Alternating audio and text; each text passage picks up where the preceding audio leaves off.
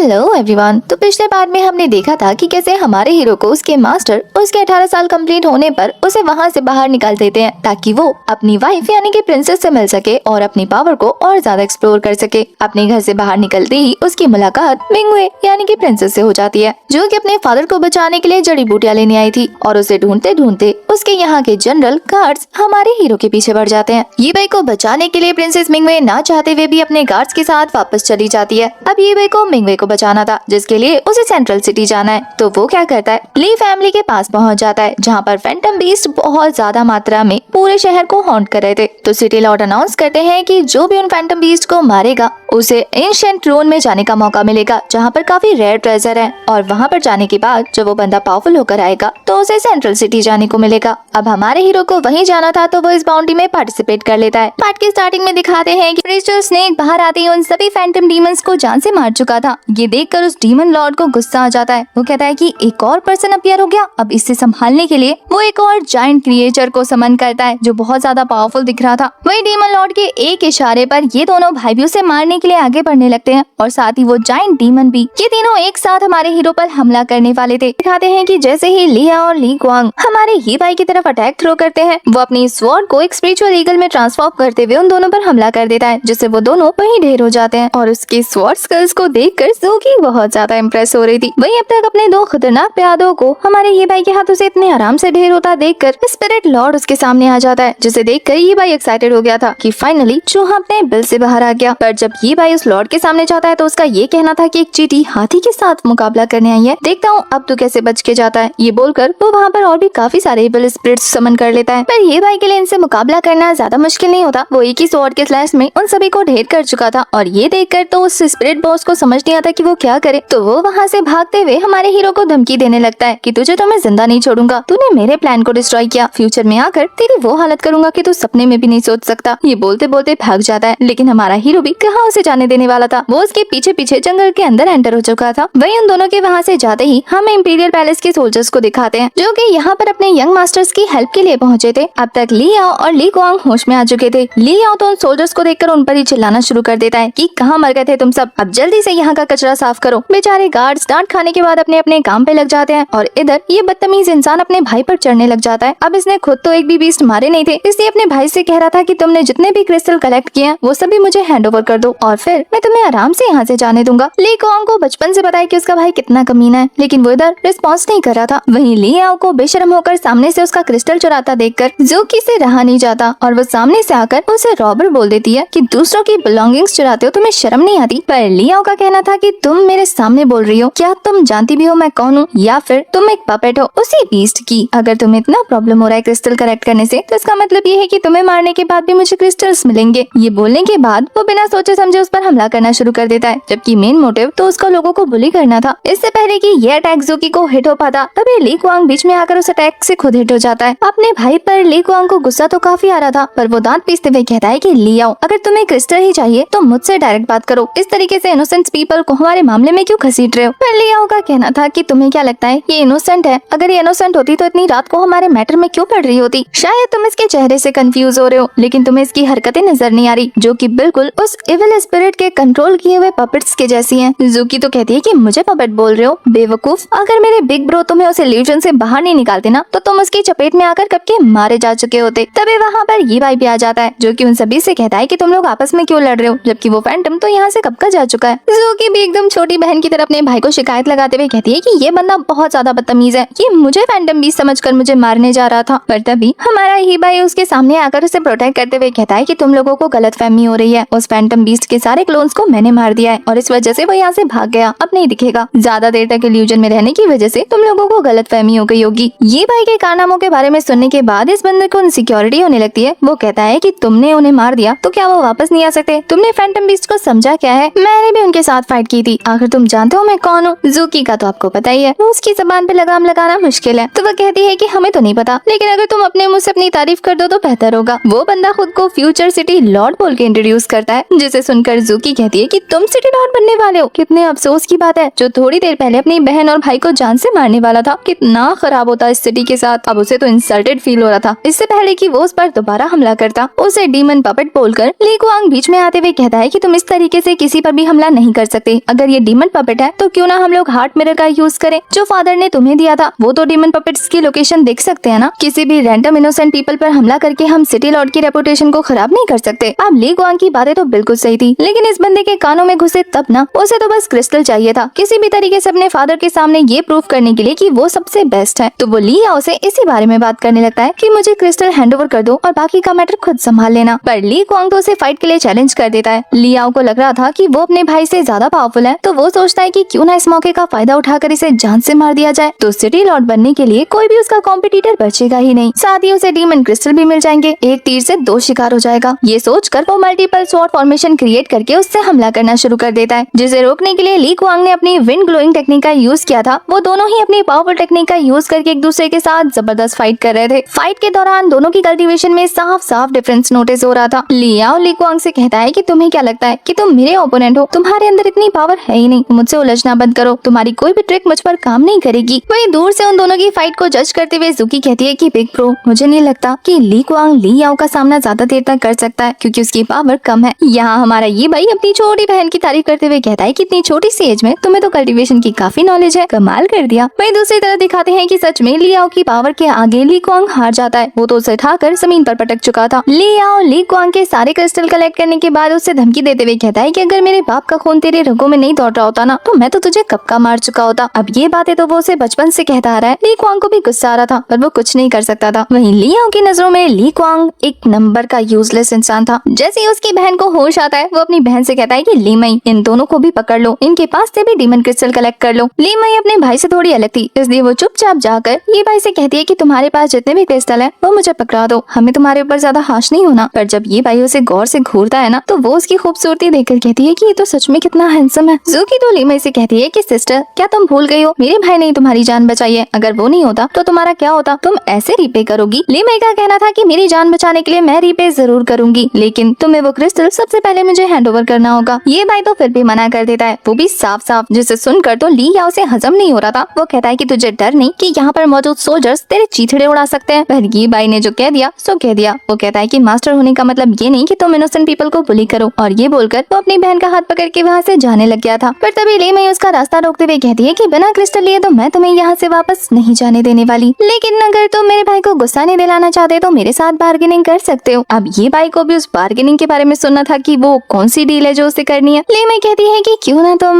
मुझसे शादी कर लो क्योंकि तुम बहुत ज्यादा हैंडसम हो। अब एक लड़की की तरफ से डायरेक्ट प्रपोजल मिलने की वजह से ये भाई का मुंह तो खुला का खुला रह गया था। वो कहता है कि कितनी डायरेक्ट हो तुम, ऐसे मुंह पे थोड़ी ना शादी का प्रपोजल देते हैं। और वो कहती है कि क्यों नहीं, तुम इतने हैंडसम हो, ब्रेव हो और तुम्हारे अंदर तो कॉन्फिडेंट कूट कूट के भरा है। किसी भी लड़की को मौका मिलेगा तो वो तुम्हारी वाइफ बनना चाहेगी, तो मैं क्यों नहीं। वो तो भाई खड़े खड़े ही हमारे हीरो को सीड्यूस करना शुरू कर चुकी थी। पर उससे बचने के लिए ये भाई खुद को पीछे हटाते हुए कहता है कि सॉरी मिस, बदकिस्मती से तुम मेरे टाइप की नहीं हो, मुंह पे रिजेक्ट कर दिया। वहीं इधर ली याओ को समझ नहीं आ रहा था कि आखिर उसकी बहन इन लोगों से बात क्या कर रही है। इतना टाइम थोड़ी ना लगता है क्रिस्टल कलेक्ट करने में। उसका तो सबर जवाब दे चुका था।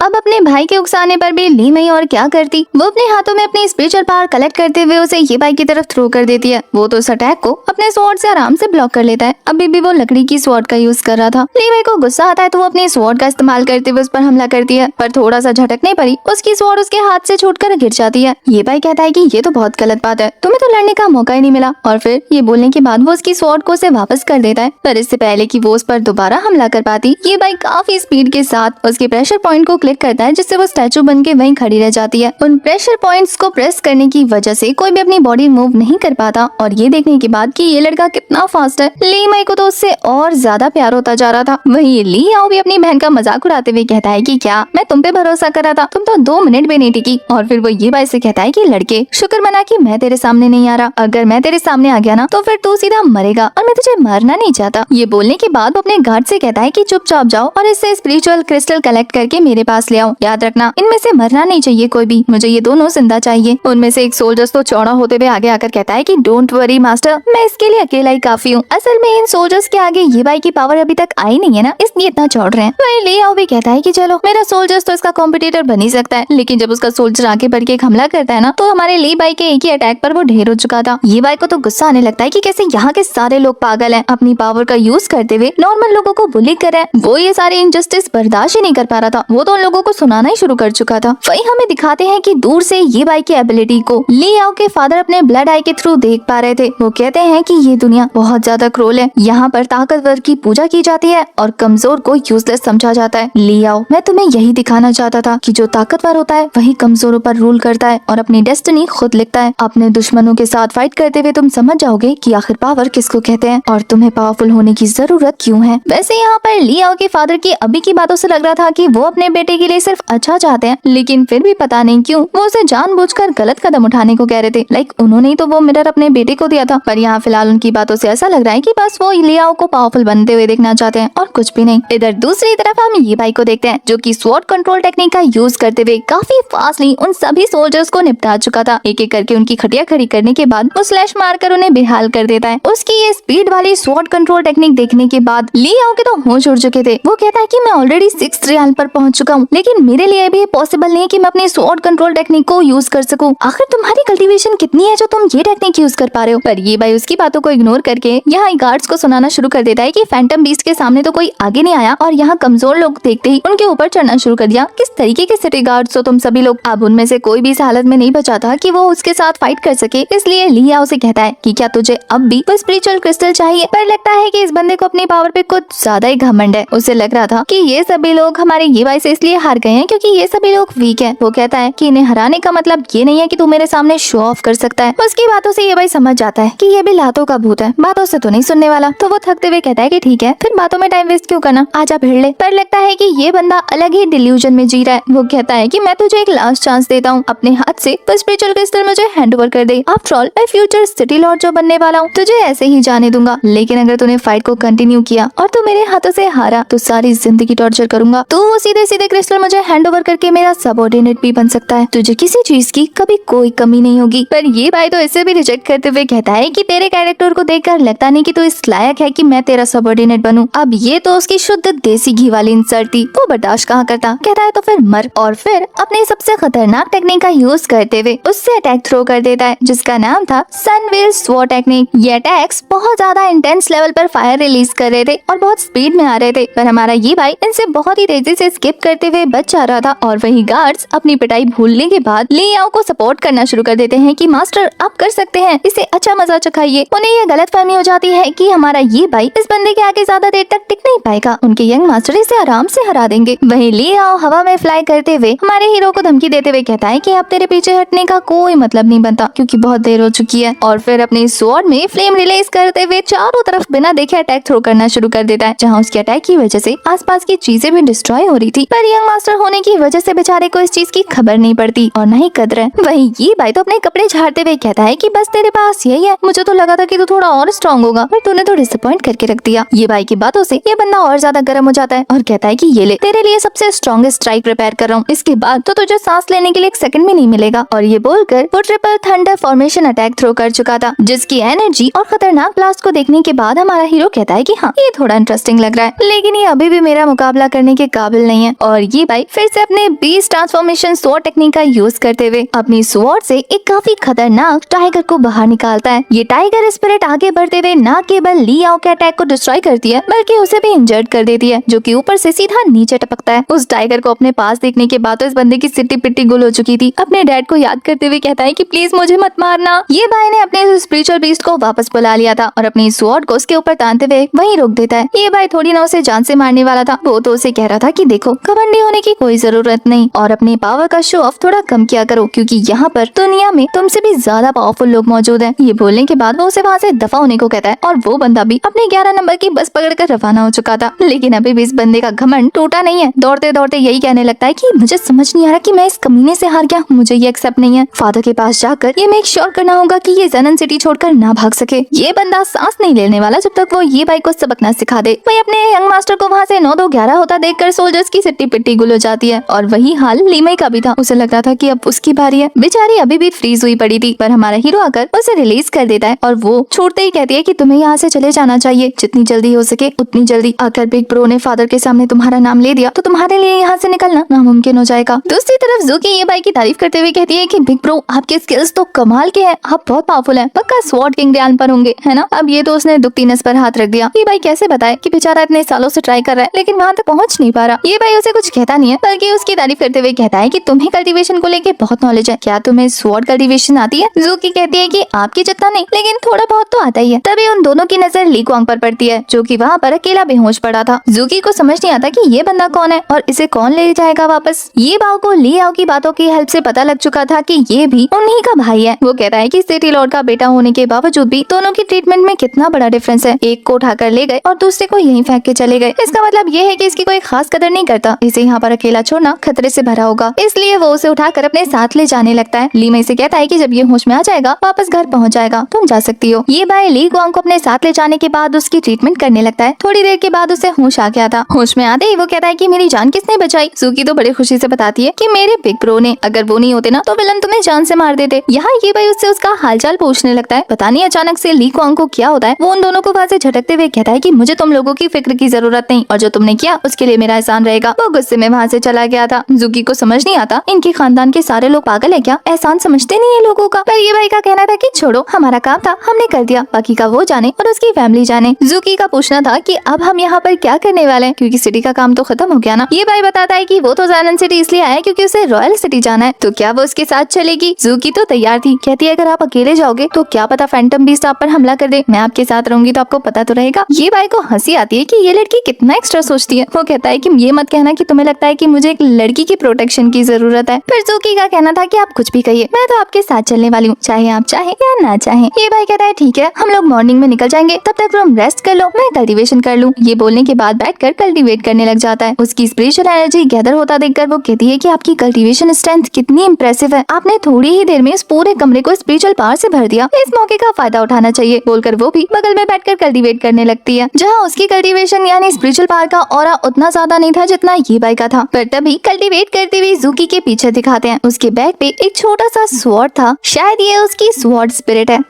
नेक्स्ट सीन में हमें देखने को मिलता है कि ली आओ अपने फादर के आगे जाकर शिकायत लगाने लगता है कि ली कुआंग ने उसका सारा क्रेडिट छीनने की कोशिश की है। फैंटम डीमन को ली आओ ने अपनी पावर का यूज करके मारा, पर वहीं दूसरी तरफ ली कुआंग अपने साथ कुछ गुंडे लेकर आया था। वो यहाँ पर हमारे हीरो को गुंडा कंसीडर कर रहा है और उसकी हेल्प से उसने मुझे बुली किया और मेरे सारे क्रिस्टल छीन कर लेकर चला गया। अपने फादर के आगे रोते रोते वो तो अपने लिए जस्टिस मांग रहा था। फिर उसके फादर उसकी झूठी कहानी पर यकीन करते हुए कहते हैं कि अगर ली कुआंग ने तुम्हारे साथ ऐसा किया है तो मैं कुछ नहीं कर सकता, क्योंकि मैंने रूल बनाया था कि जिसके पास ज्यादा क्रिस्टल होंगे वही सिटी लॉर्ड बनेगा। पर अगर तुम कह रहे हो कि फैंटम डीमन को तुमने हराया है तो सिटी लॉर्ड तुम्हें बना दिया जाएगा। और रहा सवाल ली कुआंग का, तो तुमने मुझे डिसअपॉइंट किया जो तुम उसके हाथों से हार गए और अपने क्रिस्टल गवा दिए। तुम्हें अपनी पावर पर और ज्यादा काम करना चाहिए था। एक राजा बनने के लिए तुम्हें सबसे ताकतवर बनना होगा, ताकि अगर सारी प्रजा भी तुम्हारे खिलाफ हो जाए तो भी तुम्हें हरा ना पाए। बेसिकली यहाँ उसके फादर का कहना था कि अगर तुम स्ट्रॉन्ग होते तो ली कुआंग तुम्हें नहीं हरा पाता। दूसरी तरफ ये भाई और जूकी को दिखाते हैं जो कि कल्टीवेट करते करते पूरी रात गुजार चुके थे और दोनों की ही कल्टीवेशन इम्प्रूव हो चुकी थी। जूकी कहती है अपनी कल्टीवेशन खत्म करने के बाद कि सिर्फ बिग ब्रो की वजह से मेरी कल्टीवेशन इतनी तेजी से बूस्ट हो गई, वरना तो मुझे 1 महीना लग जाता। ये भाई अपनी कल्टीवेशन खत्म करने के बाद जूकी से कहता है कि चलो छोटी बहन, खाना खत्म करने के बाद अपना रिवॉर्ड कलेक्ट करने चलते हैं। अरे बाउंटी अनाउंस किया था ना सिटी लॉर्ड ने कि जो भी फैंटम डीमन को मारेगा, जितने डीमन को मारेगा ना बड़ा प्राइस मिलेगा। तो ये भाई के पास तो काफी सारे क्रिस्टल थे। वो सोचता है कि चल के सिटी लॉर्ड के पास जाकर अपना रिवॉर्ड कलेक्ट किया जाए। जूकी भी उसके साथ जाना चाहती थी तो वो मना नहीं करता, उसे अपने साथ ले जाने लगता है। जैसे ही वो सिटी लॉर्ड के मेंशन के बाहर पहुंचता है, गार्ड्स उसे वहीं रोक लेते हैं। पर हमारा हीरो कहता है कि वो तो रिवॉर्ड कलेक्ट करने आया है। इससे पहले कि उसे अंदर एंट्री मिलती तभी वहाँ पर ली कुआंग भी हाजिर हो चुका था, जो आते ही ये भाई को वहाँ से जाने को कहता है कि तुम अभी तक निकले नहीं इस सिटी से। ये भाई का कहना था कि निकलना क्यों है, मैं तो अपना रिवॉर्ड कलेक्ट करने आया हूँ, आखिर तुम लोगों ने तो बाउंटी अनाउंस की थी। पर ली कुआंग का कहना था कि तुम्हें फिलहाल रिवॉर्ड की नहीं अपनी जान की परवाह करनी चाहिए, इसलिए जितनी जल्दी हो सके निकल जाओ यहाँ से, वरना तुम्हें यहाँ से निकलने का मौका नहीं मिलेगा। ली कुआंग काफी ज्यादा पैनिक कर रहा था, पर ये भाई अभी भी रिलैक्स है। तभी देखते ही देखते वहाँ पर ली आओ की एंट्री हो जाती है, जो कि ली कुआंग को साइड में हटाते हुए कहता है कि तुमसे तो मैं बाद में निपटूंगा, फिलहाल मैं अपने मेन दुश्मन को तो देख लूं। उसे लग रहा था कि ये भाई उससे डरकर यहाँ पर आया। कहता है कि मैं तुम्हें ढूंढने जाने वाला था, पर देखो डर के मारे तुम मेरे घर के सामने खुद ही आ गए। मेरी रेपुटेशन के बारे में बाद में पता चला होगा और सुनकर डर गए होंगे, है ना। ये भाई उसकी बातों को इग्नोर करते हुए कहता है कि क्या डर, मैं तो यहाँ पर रिवॉर्ड लेने आया था। और वो उसे भी पूरी कहानी बताता है। पर ये बंदा अभी भी शो ऑफ करना बंद नहीं कर रहा था। कहता है कि कल रात को मैंने तुझे क्या कहा, तेरे दिमाग से निकल गया क्या? मैंने बताया था ना कि फ्यूचर का सिटी लॉर्ड मैं हूँ और मुझसे पंगा लेकर तूने अच्छा नहीं किया। बेटे तूने शेर के मुंह में हाथ डाला है, इतनी आसानी से तो बचने वाला नहीं है तू। अब तुझे रिवॉर्ड नहीं पनिशमेंट मिलेगी और ऐसी पनिशमेंट जिससे तू बच के नहीं जा सकता। और फिर वो अपने सभी गार्ड्स को कहता है कि पकड़ लो इसे। सारे गार्ड्स तैयार हो चुके थे। ये भाई उन्हें वहीं रुकने को कहता है। ये सुनकर लियाओ भी लाइक क्या हुआ बच्चा, डर गया क्या? माफी मांगनी है मांग ले, आज मैं बड़ा रहमदिल बना बैठा हूँ। अगर तेरी माफी अच्छी लगी तो मैं तेरी जिंदगी बख्श दूंगा। पर ये भाई कहता है कि देख मैं अपने यहाँ पर काम से आया हूँ, अगर तू मेरे और सिटी लॉर्ड के बीच में आएगा और अपने काम से काम नहीं रखेगा तो फिर आगे तू बहुत पछताने वाला है। मुझे कोई पंगा नहीं चाहिए, सीधे सीधा मुझे मेरा रिवॉर्ड लेने दो। पर लियाओ कहता है कि देखो अब तुम्हारे सारे सपने ना चूर चूर होने वाले हैं, क्योंकि एक ऐसा बंदा जिसने की फैंटम बीस्ट को मरे हुए क्रिस्टल मुझसे चुरा लिए, उस जैसा चोर अगर सिटी लॉर्ड के सामने जाकर खुद से रिवॉर्ड मांगेगा तो थोड़ी ना रिवॉर्ड मिलेगा। इस जेनन सिटी में मेरे रूल्स चलते हैं और जो नहीं मानता उसके लिए मुश्किलें खड़ी हो जाती हैं। और अब सारी सिटी तेरी जान की दुश्मन बनी बैठी है। जूकी को सारी कहानी समझ आ चुकी थी और ये भाई को भी। जूकी कहती है कि ब्रो लगता है इसने तुम्हें फंसा दिया और डर्टी ट्रिक्स चल रहे हैं, हमें यहाँ से निकलना चाहिए। लियाओ तो उसकी बातों से खुश हो जाता है कि अरे लड़की तुम तो बहुत ज्यादा समझदार हो, मुझे पसंद आया तुम्हारा समझदार होना, क्यों ना मैं तुम्हें अपनी कॉन्क्यूबाइन बना लूं, वैसे भी दिखती भी काफी खूबसूरत हो। ये बोलकर वो जैसे ही छूने जा रहा था ये भाई उसका हाथ पकड़कर मरोड़ देता है, ये कहते हुए कि अगर दोबारा अपने हाथ को काबू में नहीं रखा ना तो अलग कर दूंगा बॉडी से। पर ये बंदा तो अभी भी नहीं रुकता, कहता है बच्चियों या बड़ी हो, मुझे तो बस तुम्हारी बहन चाहिए। इससे पहले कि इस बार ये भाई कुछ करता जूकी कहती है कि ब्रो मुझे संभालने दो, लगता है इसके अंदर कुछ ज्यादा ही गर्मी चढ़ गई है, उतारनी पड़ेगी। और फिर इतनी जोर से उसका घंटा बजाती है ना, बेचारा रोना शुरू कर देता है और फिर तड़पते हुए अपने गार्ड्स को ऑर्डर देता है कि इनके टुकड़े टुकड़े कर दो। इससे पहले कि गार्ड्स आगे बढ़ते ली कुआंग उन्हें रोकते हुए इन्हें भागने को कह रहा था। ये भाई ली कुआंग को पहले तो उसकी हेल्प करने के लिए थैंक यू बोलता है और फिर कहता है कि मेरा मैटर मैं खुद संभाल लूंगा, तुम्हें बीच में आने की जरूरत नहीं, और मैं यहाँ आया हूँ तो इतनी आसानी से मुँह छुपा कर तो नहीं जाने वाला, क्योंकि मैंने कोई गलती नहीं की है। वही गार्ड्स भी उसके ऊपर ये बोलकर चढ़ने लगते हैं कि तुम्हारी हिम्मत कैसे हुई हमारे यंग मास्टर को परेशान करने की। और वहीं वो बंदा तड़पते हुए कह रहा था कि छोड़ना मत, अपनी पूरी जान लगाकर लड़ना, ये बहुत ताकतवर है। एक एक करके सारे गार्ड्स हमारे हीरो ये भाई को घेर लेते हैं। जूकी उन्हें देखने के बाद कहती है कि बिग ब्रो क्या मैं इनके साथ थोड़ी देर खेल सकती हूँ? वो अलाउ करता है तो ये अपनी पावर रिलीज करती है और क्रिस्टल अटैक थ्रो करना शुरू कर देती है, जिससे वो गार्ड्स थोड़ी देर के लिए तड़पने लग गए थे। जूकी ने अपनी पावर की हेल्प से एक ही बार में उन सभी के हाथ को इंजर्ड कर दिया था, जिससे वो अपने हाथ संभाल नहीं पाते। वो दोबारा अपनी स्पिरिचुअल पावर रिलीज करते हुए गोल गोल लट्टू की तरह घूमकर इन पर हमला करती जा रही थी। ऐसा लग रहा था जैसे कि वो बंदूक हो और ये सभी लोग उसका शिकार घूम घूम कर ही उनकी खटिया खड़ी कर देती है। उसकी एबिलिटी तो ये भाई को भी इम्प्रेसिव लग रही थी। अभी तक ये भाई को पता नहीं था कि ये लड़की कितनी पावरफुल है, इसलिए उसकी एबिलिटी देखने के बाद कहता है कि ये तो छुपी रुस्तम निकली। लियाओ को यकीन नहीं होता कि एक बार फिर से उसके गार्ड्स ढेर हो चुके हैं और वही जूकी मैडम इन सभी गार्ड्स को ढेर करने के बाद स्वैग से खड़ी हो जाती है। वहीं उसका अपीयरेंस देखने के बाद ली कुआंग भी लाइक कि ये लड़की देखने से 14 साल की लगती है, लेकिन फिर भी 5th रैंक की स्वॉर्ड मास्टर बन चुकी है, इतनी कम एज में इतनी पावरफुल। जूकी अपने ही ध्यान में मग्न थी, उन गार्ड्स को बुरा भला बोल रही थी कि तभी पीछे से एक खतरनाक पाम स्ट्राइक उसके ऊपर थ्रो हो चुका था। ये अटैक काफी ज्यादा पावरफुल था, जिसके लिए जूकी का अकेले संभालना मुश्किल था। तभी हमारे हीरो की एंट्री होती है जो कि उसे बचा लेता है। न केवल वो उसके अटैक को रोकता है बल्कि उसकी तरफ एक और पाम स्ट्राइक थ्रो भी कर देता है, जिससे वो बंदा हिट होकर नीचे गिर चुका था। ये एक एल्डर थे जो कि हमारे ये भाई के अटैक से घायल हो जाते हैं और ये भाई उन्हें भी डांटते हुए कहता है कि एक एल्डर होकर एक छोटी बच्ची पर स्नेक अटैक करते हो, शर्म नहीं आती? ये उनके घर का बटलर था जिसे घायल देखकर ली कुआंग परेशान हो जाता है और वहीं वो बटलर हिट होने के बाद समझ गया था कि हमारा हीरो स्वॉर्ड किंग रियान पर है। वहीं लियाओ तड़पते हुए भी उसे धमकी देना नहीं बोलता, कहता है कि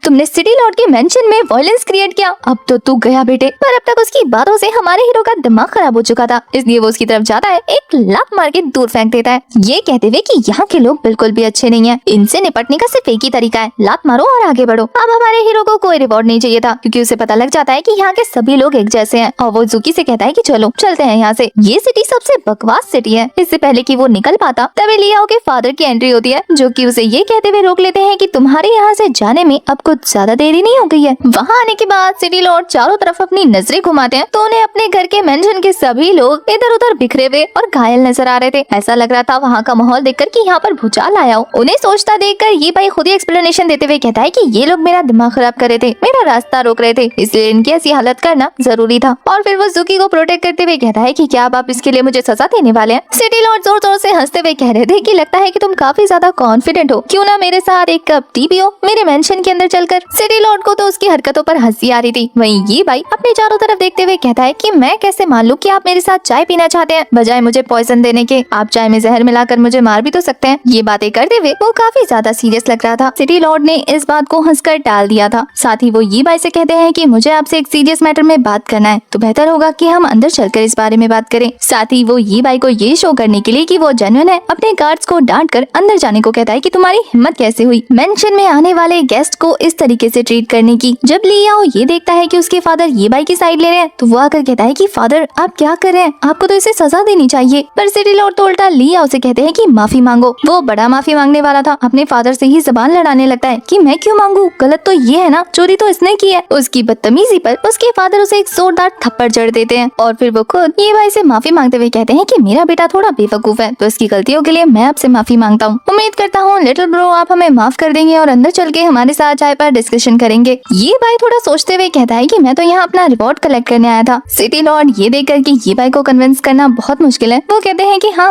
मैं रिवॉर्ड आपको दे दूंगा, लेकिन मुझे क्रिस्टल भी तो कलेक्ट करने होंगे ना, उसके लिए वक्त लगेगा, तो आपको अंदर चलकर मेरे साथ थोड़ी सी बातें कर लेनी चाहिए। थोड़ा सोचने के बाद ये बाई कहता है कि सिंसियर तो आप हैं, तो चलिए एक कप चाय पी ली जाए। इसके बाद नेक्स्ट सीन में हम उन तीनों को सीधा मेंशन के अंदर देखते हैं, जहाँ अब तक सिटी लॉर्ड ने वो सारे क्रिस्टल काउंट करवा लिए थे। उन्हें पता लगता है कि हमारे हीरो ने 100 से भी ज्यादा फैंटम बीस्ट को मारा, जिसके रिवॉर्ड के तौर पर सिटी लॉर्ड अपने पास एक स्टोरेज रिंग बाहर निकालते हैं। वो बताते हैं कि इसमें 10,000 लो ग्रेड स्पिरिट स्टोन है और एक 9th लेवल का हाई आर्मर है। उसने जितने फैंटम बीस्ट मारे हैं उसके लिए ये रिवॉर्ड सबसे अच्छा है। ये बोलने के बाद वो उसे स्टोरेज रिंग हैंडओवर कर देते हैं। ये भाई तो खुशी खुशी वो स्टोरेज रिंग लेने के बाद कहता है कि इसके बाद अब मुझे सिटी पैलेस जाना है। रॉयल सिटी का नाम सुनने के बाद सिटी लॉर्ड हैरान होते हुए कहते हैं कि रॉयल सिटी में तुम्हें क्या काम है, जिस पर ये भाई उन्हें याद दिलाता है कि शायद आप भूल गए हैं कि आपने ही कहा था कि फैंटम बीस्ट को मारने पर रिवॉर्ड के तौर पे रॉयल सिटी जाने का मौका मिलेगा और वहाँ पर एंशिएंट रून्स मिलेंगे। मुझे वहाँ जाकर उस कंपटीशन में पार्टिसिपेट करना है, मुझे असली स्वॉर्ड गॉड बनना है। सिटी लॉर्ड ये सुनकर कहते हैं कि रॉयल सिटी जाना इतना आसान नहीं, वहाँ जाने के लिए तुम्हें सभी फैंटम बीस्ट को मारना होगा और तुम्हारी बातों से मुझे पता लगा है कि फैंटम बीस्ट का लीडर यहाँ से भाग चुका है। इसका मतलब वो और भी काफी सारे स्पिरिट्स क्रिएट कर सकता है। ऐसे में खतरा टला नहीं है, तो मैं तुम्हें वहाँ जाने की परमिशन नहीं दे सकता। सिटी लॉर्ड की बातें सुनने के बाद ज़ूकी बीच में टोकते हुए कहती है कि शायद आप भूल रहे हैं कि आपने जब बाउंड्री अनाउंस की थी तब आपने कहा था कि कोई भी बंदा जिसने 10 फैंटम बीस्ट को मारा हो वो रॉयल सिटी जा सकता है, और अब आप अपनी बातों से मुकर रहे हैं क्योंकि मेरे बिग प्रो ने 100 से भी ज्यादा फैंटम बीस्ट को मारे हैं, तो वो रॉयल सिटी क्यों नहीं जा सकते। सिटी लॉर्ड इस पर ठहाके मार के हंसते हुए कहते हैं कि लगता है लड़की तुम बहुत ज्यादा स्मार्ट हो और चीजों को बहुत केयरफुली ऑब्जर्व करती हो। आफ्टर ऑल उसके पास स्वॉर्ड स्पिल प्यूपिल जो है। सिटी लॉर्ड बताते हैं कि जब उन्होंने ये बाउंड्री अनाउंस की थी तब इन स्पिरिट्स ने इतना ज्यादा परेशान कर दिया था कि ये आम लोगों को मारते जा रहे थे और ऐसे में कोई भी इन्हें पकड़ नहीं पा रहा था। एक फैंटम बीस्ट को पकड़ना भी आसान रहता उनके लिए, इसीलिए उन्होंने ये बाउंड्री अनाउंस की ताकि इसकी लालच में जगह जगह से स्वॉर्ड स्किल्स वाले बंदे आए और इन बीस्ट को मार दे, और फिर जितने भी स्वॉर्ड मास्टर यहाँ आते वो उनमें से अच्छे वाले को चूज कर रॉयल सिटी या फैंटम बीस्ट के लीडर को मारकर रॉयल पैलेस भेज देते। ये बाउंड्री तो सिर्फ होनहार कल्टीवेटर्स को अट्रैक्ट करने के लिए रखा गया था, और इसके अलावा अगर मैं तुम्हें अभी रॉयल सिटी पैलेस भेज दूं तो सोचो कल को अगर एक पावरफुल स्वॉर्डमैन यहाँ आया और उस फैंटम डीमन के लीडर को मार दिया तो वो भी तो यही डिमांड करेगा ना, और मैं सिर्फ एक ही बंदे को भेज सकता हूँ, तो मैं वो स्पॉट तुम्हें दूंगा तो उस बंदे के लिए नाइंसाफी होगी। अब ये बात थी तो बहुत ज्यादा काम की।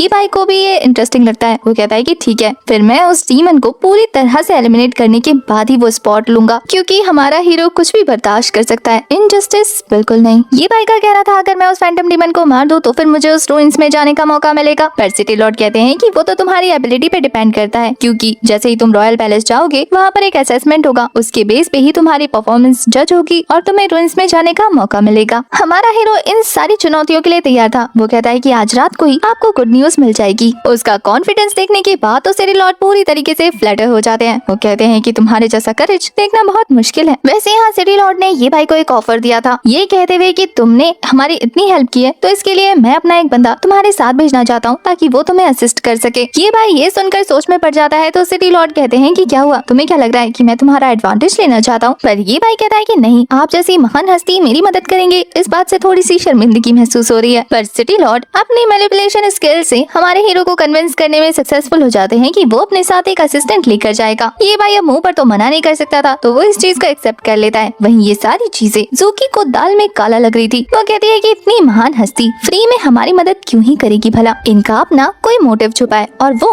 मैं ढूंढ के रहूंगी। ये लोग उस डीमन को पकड़ने के लिए रात को निकलने वाले थे, तो तब तक रेस्ट करने के लिए सिटी लॉर्ड ने मेंशन में एक कमरा प्रोवाइड करते हैं, जहां पहुंचने के बाद ज़ूकी अपना शक ये भाई के सामने जाहिर करते हुए कहती है कि बिग ब्रो आपको नहीं लगता कि ये सिटी लॉर्ड हमारे पीछे प्लानिंग प्लॉटिंग कर रहे हैं, क्या पता उन्होंने हमारे लिए यहाँ पर कोई ट्रैप बिछा के रखा हो। ये बाई को ऐसा नहीं लगता। इंस्टेड वो जूकी से पूछता है कि तुम्हें इतना शक क्यों हो रहा है। जूकी कहती है कि उनके इतना ज्यादा नरम दिल बनने के पीछे मुझे तो कुछ टेढ़ी खीर नजर आ रही है। जरा आप ही सोचो, इस फैमिली में एक भी बंदा ऐसा नहीं है जिस पे भरोसा किया जा सके। एक नंबर के सपोले हैं और ऐसे में इन्हें सिखाने वाले इनके फादर हैं। आप यकीन करेंगे कि वो अच्छे दिल के मालिक हैं। मेरे ग्रैंडपा हमेशा कहते हैं जितनी ज्यादा मजबूत जड़ें होती हैं उतना ही स्ट्रॉन्ग पेड़ होता है, और अगर पेड़ कमजोर हो तो इसका मतलब जड़ें भी कमजोर हैं। वो सभी लोग अपने फादर से ही सीखते होंगे। अगर वो इतने ही अच्छे होते तो ये लोग अच्छे नहीं होते। जूकी अपने बात पर अड़ी हुई थी। वहीं ये भाई कह रहा है कि मुझे नहीं लगता कि ली क्वांग इन जैसा है, वो काफी अलग है। ना तो वो अपनी पावर का शो ऑफ करता है, ना ही दूसरों को बुली। और इसके अलावा रहा सवाल सिटी लॉर्ड का, तो उनसे बाद में निपट लेंगे। देखते ही देखते रात हो जाती है और सिटी लॉर्ड अपने साथ अपने तीनों बच्चों को लेकर आते हैं। सबसे पहले तो वो लियाओ से माफी मंगवा रहे थे, जो कि जूकी के साथ बदतमीजी करने के लिए दोनों से माफी मांगता है। ये भाई ने उसे कब का माफ कर दिया था। फिलहाल उन्हें देरी हो रही थी तो वो निकल जाते हैं। रास्ते में फैंटम डीमंस का पता लगाने के लिए लियाओ अपने पास मौजूद हार्ट मिरर का यूज करता है। फैंटम डीमन की लोकेशन मिलने के बाद वो फिर से शो ऑफ करते हुए कह रहा था कि देखा मैंने ढूंढ लिया, वो वहाँ है। जूकी उस पर चढ़ते हुए कहती है कि इतने बड़े राजकुमार होकर भी इतनी सी अकल नहीं है, अगर इस तरीके से चिल्लाओगे तो वो भाग जाएंगे ना। और फिर वो सभी लोग शांति से मुंह बंद करके उन फैंटम बीस्ट की तरफ आगे बढ़ने लग जाते हैं। दूसरी तरफ फैंटम लॉर्ड को दिखाते हैं, जो अपने बचे हुए तो पपेट से कहता है कि क्या तुम लोगों ने उनके लिए प्रिपरेशन कर ली, जैसे कि उसे पहले से पता हो कि ये लोग उसे मारने के लिए आने वाले हैं। उसके दोनों पपेट्स अपनी अपनी की गई तैयारियों के बारे में हाँक रहे थे। एक ने कहा था कि उसने 100 स्वॉर्ड फॉर्मेशन बनाई है, दूसरे ने कहा है कि उसने चारों तरफ एक स्पिरिचुअल अरेग सेट कर दिया है। जैसे ही वो लोग यहाँ अंदर आएंगे वो लोग इसमें ट्रैप हो जाएंगे, उनके बचने का कोई रास्ता नहीं है। पर तभी आपस में बात करते हुए उन लोगों को एहसास हो जाता है कि ये भाई और उसकी टीम उन तक पहुंच चुकी है। अपनी लोकेशन उनके सामने रिवील होता देखकर वो लोग समझ जाते हैं कि ये लोग मैजिक मिरर का यूज करके उन तक पहुंचे हैं। अब मैजिक मिरर ने तो उनके सारे फॉर्मेशन को भी डिटेक्ट कर लिया होगा और उन्हें डिस्ट्रॉय भी कर दिया होगा। ये सोचकर तो इनके पसीने छूटने लगे थे कि अब ये इन्हें कैसे रोकेंगे। पर फैंटम लॉर्ड का कहना था कि फिक्र मत करो, इनके लिए मैंने भी कुछ प्रिपेयर करके रखा है, आने दो इन्हें। दूसरी तरफ जैसे ही ये भाई उस डीमन के पेंशन के अंदर जाने वाला था, जूकी कहती है कि बिग ब्रो अगर अंदर ट्रैप हुआ तो वो तो उसे संभालते हुए कहता है कि ठीक है फिर तुम पीछे ही रुको, और अगर हम में से किसी को मुसीबत में देखो तो हेल्प करने के लिए आ जाना, ओके। जूकी को अपने बिग ब्रो की बहुत ज्यादा फिक्र हो रही थी। ये भाई ली क्वांग समेत पूरी टीम को उठाकर अंदर की तरफ एंटर हो जाता है। वहीं पीछे से जूकी उन्हें रोकने की कोशिश करने लगती है, पर फिर बाहर रुकने की बजाय वो भी मेंशन के अंदर चली गई थी।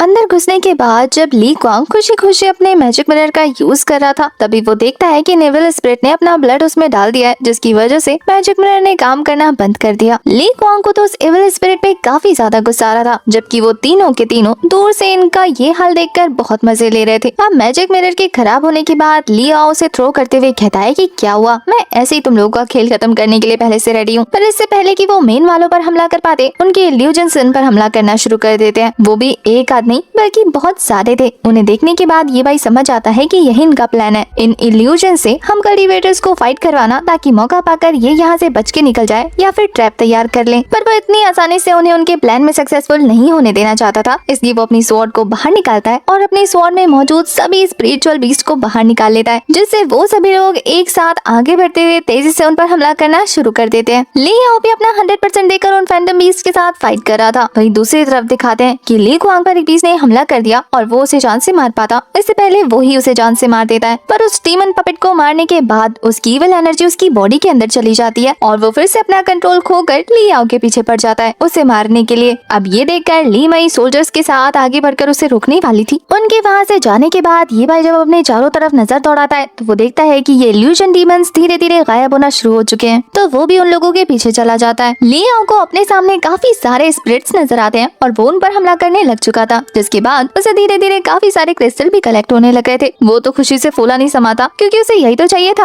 वहीं ली क्वांग भी स्पिरिट से घिरने के बाद उनके साथ ही फाइट करने लग गया था, जहाँ वो भी धीरे धीरे क्रिस्टल ही कलेक्ट करने में बिजी हो जाता है। ये सारा नजारा जब वो डीमन अपनी आंखों से देख रहा था तो उसे काफी सेटिस्फेक्शन मिल रही थी, ये सोचते हुए कि ये ह्यूमन अपने ही लालच में खुद के हाथों से ही मरने वाले हैं, क्योंकि ये जितनी देर तक इल्यूजन में रहेंगे उतना इनका नुकसान है। और अगर इन्होंने इस इल्यूजन को इग्नोर करने की कोशिश की तो कब पीछे से असली वाले पावर्स जाकर उन पर हमला करके उन्हें जान से मार देंगे। मतलब उन्होंने दोनों तरफ से ही इन लोगों को फंसा दिया था और ये चीज ये भाई को कब की पता लग चुकी थी। इधर दूसरी तरफ ली माई पर एक शैडो मॉन्स्टर हमला करने वाला था कि हमारा ये भाई जाकर उसे मार डालता है। इस इल्यूजन डीमन की हेल्प से वो काफी बुरी तरीके से डर चुकी थी, पर हमारे ये भाई के समझाने पर उसे फिर से उससे प्यार हो जाता है और काफी खुश भी हो जाती है कि ये भाई ने उसकी जान बचाई। ये भाई उस इल्यूजन से बाहर आ चुका था, इसलिए उसे साफ साफ वो अस्थि वाला फैंटम डीमन नजर आ जाता है। उस डीमन लॉर्ड को देखने के बाद वो समझ गया था कि उसे इन सब में फंस कर नहीं रहना, जल्द से जल्द इन असली वालों तक पहुंचने का रास्ता ढूंढना होगा। अब ये भाई को खुद की तरफ देखता देखकर वो फैंटम लॉर्ड समझ जाता है कि ये भाई इल्यूजन से बाहर आ चुका है, तो वो दोनों पपेट से कहता है कि जल्दी से वो फॉर्मेशन ओपन करो जो हमने इसके लिए क्रिएट किया था। वो दोनों भी अपने लॉर्ड की बात सुनते हुए फटाफट से उस फॉर्मेशन को एक्टिवेट कर देते हैं, जो कि चारों तरफ से एक बैरियर के फॉर्म में हमारे हीरो को घेर लेता है। उस फॉर्मेशन के एक्टिवेट होते ही हमारा ये भाई एक ड्रीम में ट्रैप हो जाता है, जहाँ उसके सामने ये इल्यूजन क्रिएट हो चुका था कि यिंग में अपने उस जनरल से शादी कर चुकी है और वो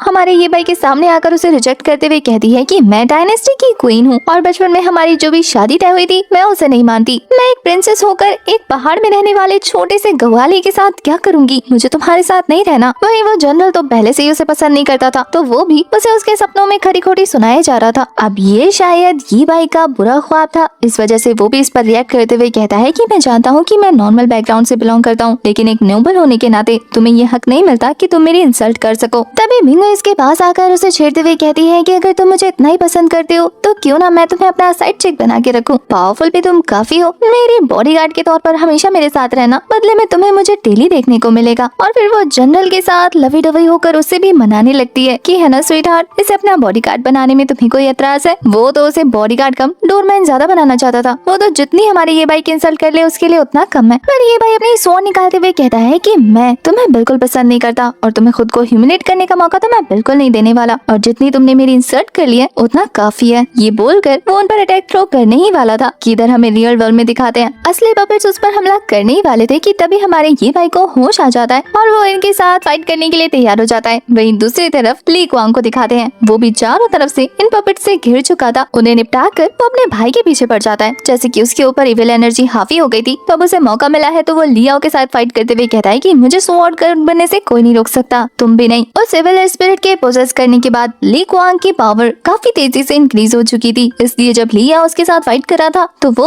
उसके अटैक से हिट होकर पीछे गिर जाता है। अब तक तो लियाओ को भी समझ आ गया था कि पक्का इसके अंदर डेविल घुस चुका है, और ऊपर से ली क्वांग तो उसका सबसे बड़ा दुश्मन है। वो कहता है कि आज तो मैं तुझे जिंदा नहीं छोड़ने वाला, तुझे मारना ही पड़ेगा। वो तो ली माई से भी कहता है कि मार डालो इसे और इसके पास से जो भी मैजिक क्रिस्टल मिले वो हासिल कर लेना। पर ली माई चाहे जितनी भी बुरी क्यों न थी, वो अपने भाई ली क्वांग को नहीं मारना चाहती थी, इसलिए वो गुस्से में रोते हुए इन स्पिरिट्स पर ही हमला करने लगती है, ये कहते हुए कि मैं नहीं कर सकती, मुझसे और नहीं हो रहा। वही ये फैंटम डीमन लॉर्ड कहता है कि देखा मैंने इन लोगों को कितना बेबस कर दिया है, ये लोग नहीं जानते कि इस इल्यूजन ट्रैप में फंसने के बाद अगर तुम स्वॉर्ड किंग ही क्यों ना हो तब भी तुम कुछ नहीं कर सकते, ये इल्यूजन इतना पावरफुल है। इधर ये पपेट्स तो ये देखकर कि उसके लॉर्ड उनके काम से खुश है, वो दोनों तो कहते हैं कि मास्टर क्या अब आप इससे खुश होकर हमें 2 सोल्स दे सकते हैं, हमें उन्हें नरिश करना है, हमें खुद को और भी पावरफुल बनाना है। ये लॉर्ड तो हंसते हुए ऐसे दिखाने लगता है जैसे कि ये सारे उसके चूजन बनो। वो कहता है कि इनमें से जो भी पसंद हो वो उठा लो, तुम्हारे हुए। असल में इन पपेट्स का प्लान है कि जैसे ही हमारे ये भाई समेत लियाओ, ली क्वांग, ली मई में से कोई भी अगर मरता है तो ये लोग उनमें से एक को अपना पपेट बना सकते हैं और उसे कंट्रोल कर सकते हैं। इधर उन लोगों को फाइट में बिजी देखते हुए पीछे से जुकी की एंट्री हो गई थी, जो कि आते ही अपने बिग ब्रो को फाइट करते हुए देखकर समझ आती है कि ये लोग इस इल्यूजन अरे में कब से फंसे हुए हैं, लगता है बहुत स्ट्रॉन्ग है, अगर उसने बाहर से कुछ नहीं किया तो ये लोग ऐसे ही फंसे रह जाएंगे हमेशा हमेशा के लिए। तो वो अपने पास मौजूद एक पोटली को बाहर निकालती है और उसके अंदर मौजूद एक स्पिरिचुअल बॉल को बाहर निकाल कर कहती है कि ये मुझे ग्रैंडपा ने दिया था, ऐसा लगता है कि अब इसे इस्तेमाल करने का वक्त आ गया। इस स्पिरिचुअल बॉल को जुकी हमारे बिग ब्रो यानी ये भाई की तरफ थ्रो कर देती है। ये एक तरीके का स्पेल बैरियर था जो जैसे ही ये भाई के पास पहुंचता है उसके ऊपर से इस इल्यूजन बैरियर का असर खत्म हो चुका था और उसे साफ साफ वो डीमन फैंटम लॉर्ड दिखने लग जाता है। अब वो इतनी आसानी से अपने दुश्मन को खुद तक थोड़ी ना पहुंचने दे सकते थे, तो वो दोनों ही पपेट्स अपनी अपने वेपन को बाहर निकाल कर दोनों तरफ से ये भाई पर हमला करना शुरू कर देते हैं। पर स्पेल बैरियर के अंदर होने की वजह से ये भाई को उनका हमला साफ साफ नजर आ रहा था, तो वो उन्हें आराम से ब्लॉक कर लेता है। पर इन पपेट्स ने काफी खतरनाक अटैक प्रिपेयर कर लिया था जो बहुत ज्यादा पावरफुल लग रहा था। इसे देखने के बाद ये भाई भी लाइक फाइनली तुमने सीरियसली ले ही लिया, पर मैं इसे इतना सीरियस लेने वाला नहीं हूँ। ये बोलकर वो अपनी लकड़ी की स्वॉर्ड थ्रो कर देता है, वो भी नॉर्मल तरीके से, जो कि उस अटैक को ब्लॉक करने लग गई थी। उस अटैक को रोकने की वजह से ये भाई की वो लकड़ी की स्वॉर्ड उससे दूर झटक कर गिर जाती है और अब उसे फाइनली मेटल की स्वॉर्ड निकालनी पड़ती है, जिससे वो 2 को जबरदस्त स्ट्राइक थ्रो कर देता है। फैंटम लॉर्ड तो वहाँ से हटकर खुद को बचा चुका था, पर उसके दो बेचारे पपेट्स जो कि अपनी जान बचाकर भागते हुए भी भाग नहीं पाते, क्योंकि हमारे हीरो का स्लैश काफी तेजी से उन्हें बीच में से आधा आधा करते हुए गुजर जाता है। वो दोनों देखते ही देखते वहाँ से हमेशा हमेशा के लिए फिनिश हो चुके थे। वो फैंटम डीमन लॉर्ड ये देखने के बाद अपनी जान बचाकर वहाँ से भागते हुए कह रहा था कि ये लड़का तो सच में एक स्वॉर्ड गॉड है, मुझे तो अंदाजा भी नहीं लगा। पर इस बार ये भाई उसे बच के नहीं जाने देने वाला, इसलिए वो भाग रहे फैंटम बीस्ट पर भी उसी तरीके का एक जबरदस्त स्लैश रिलीज कर चुका था। पर इससे पहले कि ये स्लैश उस पर हिट होता, वो बंदा अपने पास एक बैरियर बनाते हुए कहता है कि मैं फैंटम डीमन लॉर्ड हूँ, मुझे मारना इतना भी आसान नहीं। पर ये भाई ने जो स्वॉर्ड यूज किया है ये उसे उसके मास्टर ने दी थी। वो कहता है कि इस स्वॉर्ड से रिलीज हुआ स्लैश चाहे तुम कितने ही स्ट्रॉन्ग क्यों ना हो, इस स्लैश से हिट होने के बाद तुम जिंदा नहीं बचने वाले, चाहे तुम कोई सी भी मैजिक पावर का यूज क्यों ना कर लो। दिखाते हैं कि ये भाई की बात बिल्कुल सच थी। उसका ये स्ट्राइक उस बैरियर को तोड़ते हुए उस इविल फैंटम की बॉडी के अंदर घुस जाता है और उसकी बॉडी में से तेज इविल एनर्जी रिलीज होनी शुरू हो चुकी थी। वो तो तड़पते हुए चिल्लाना शुरू कर देता है।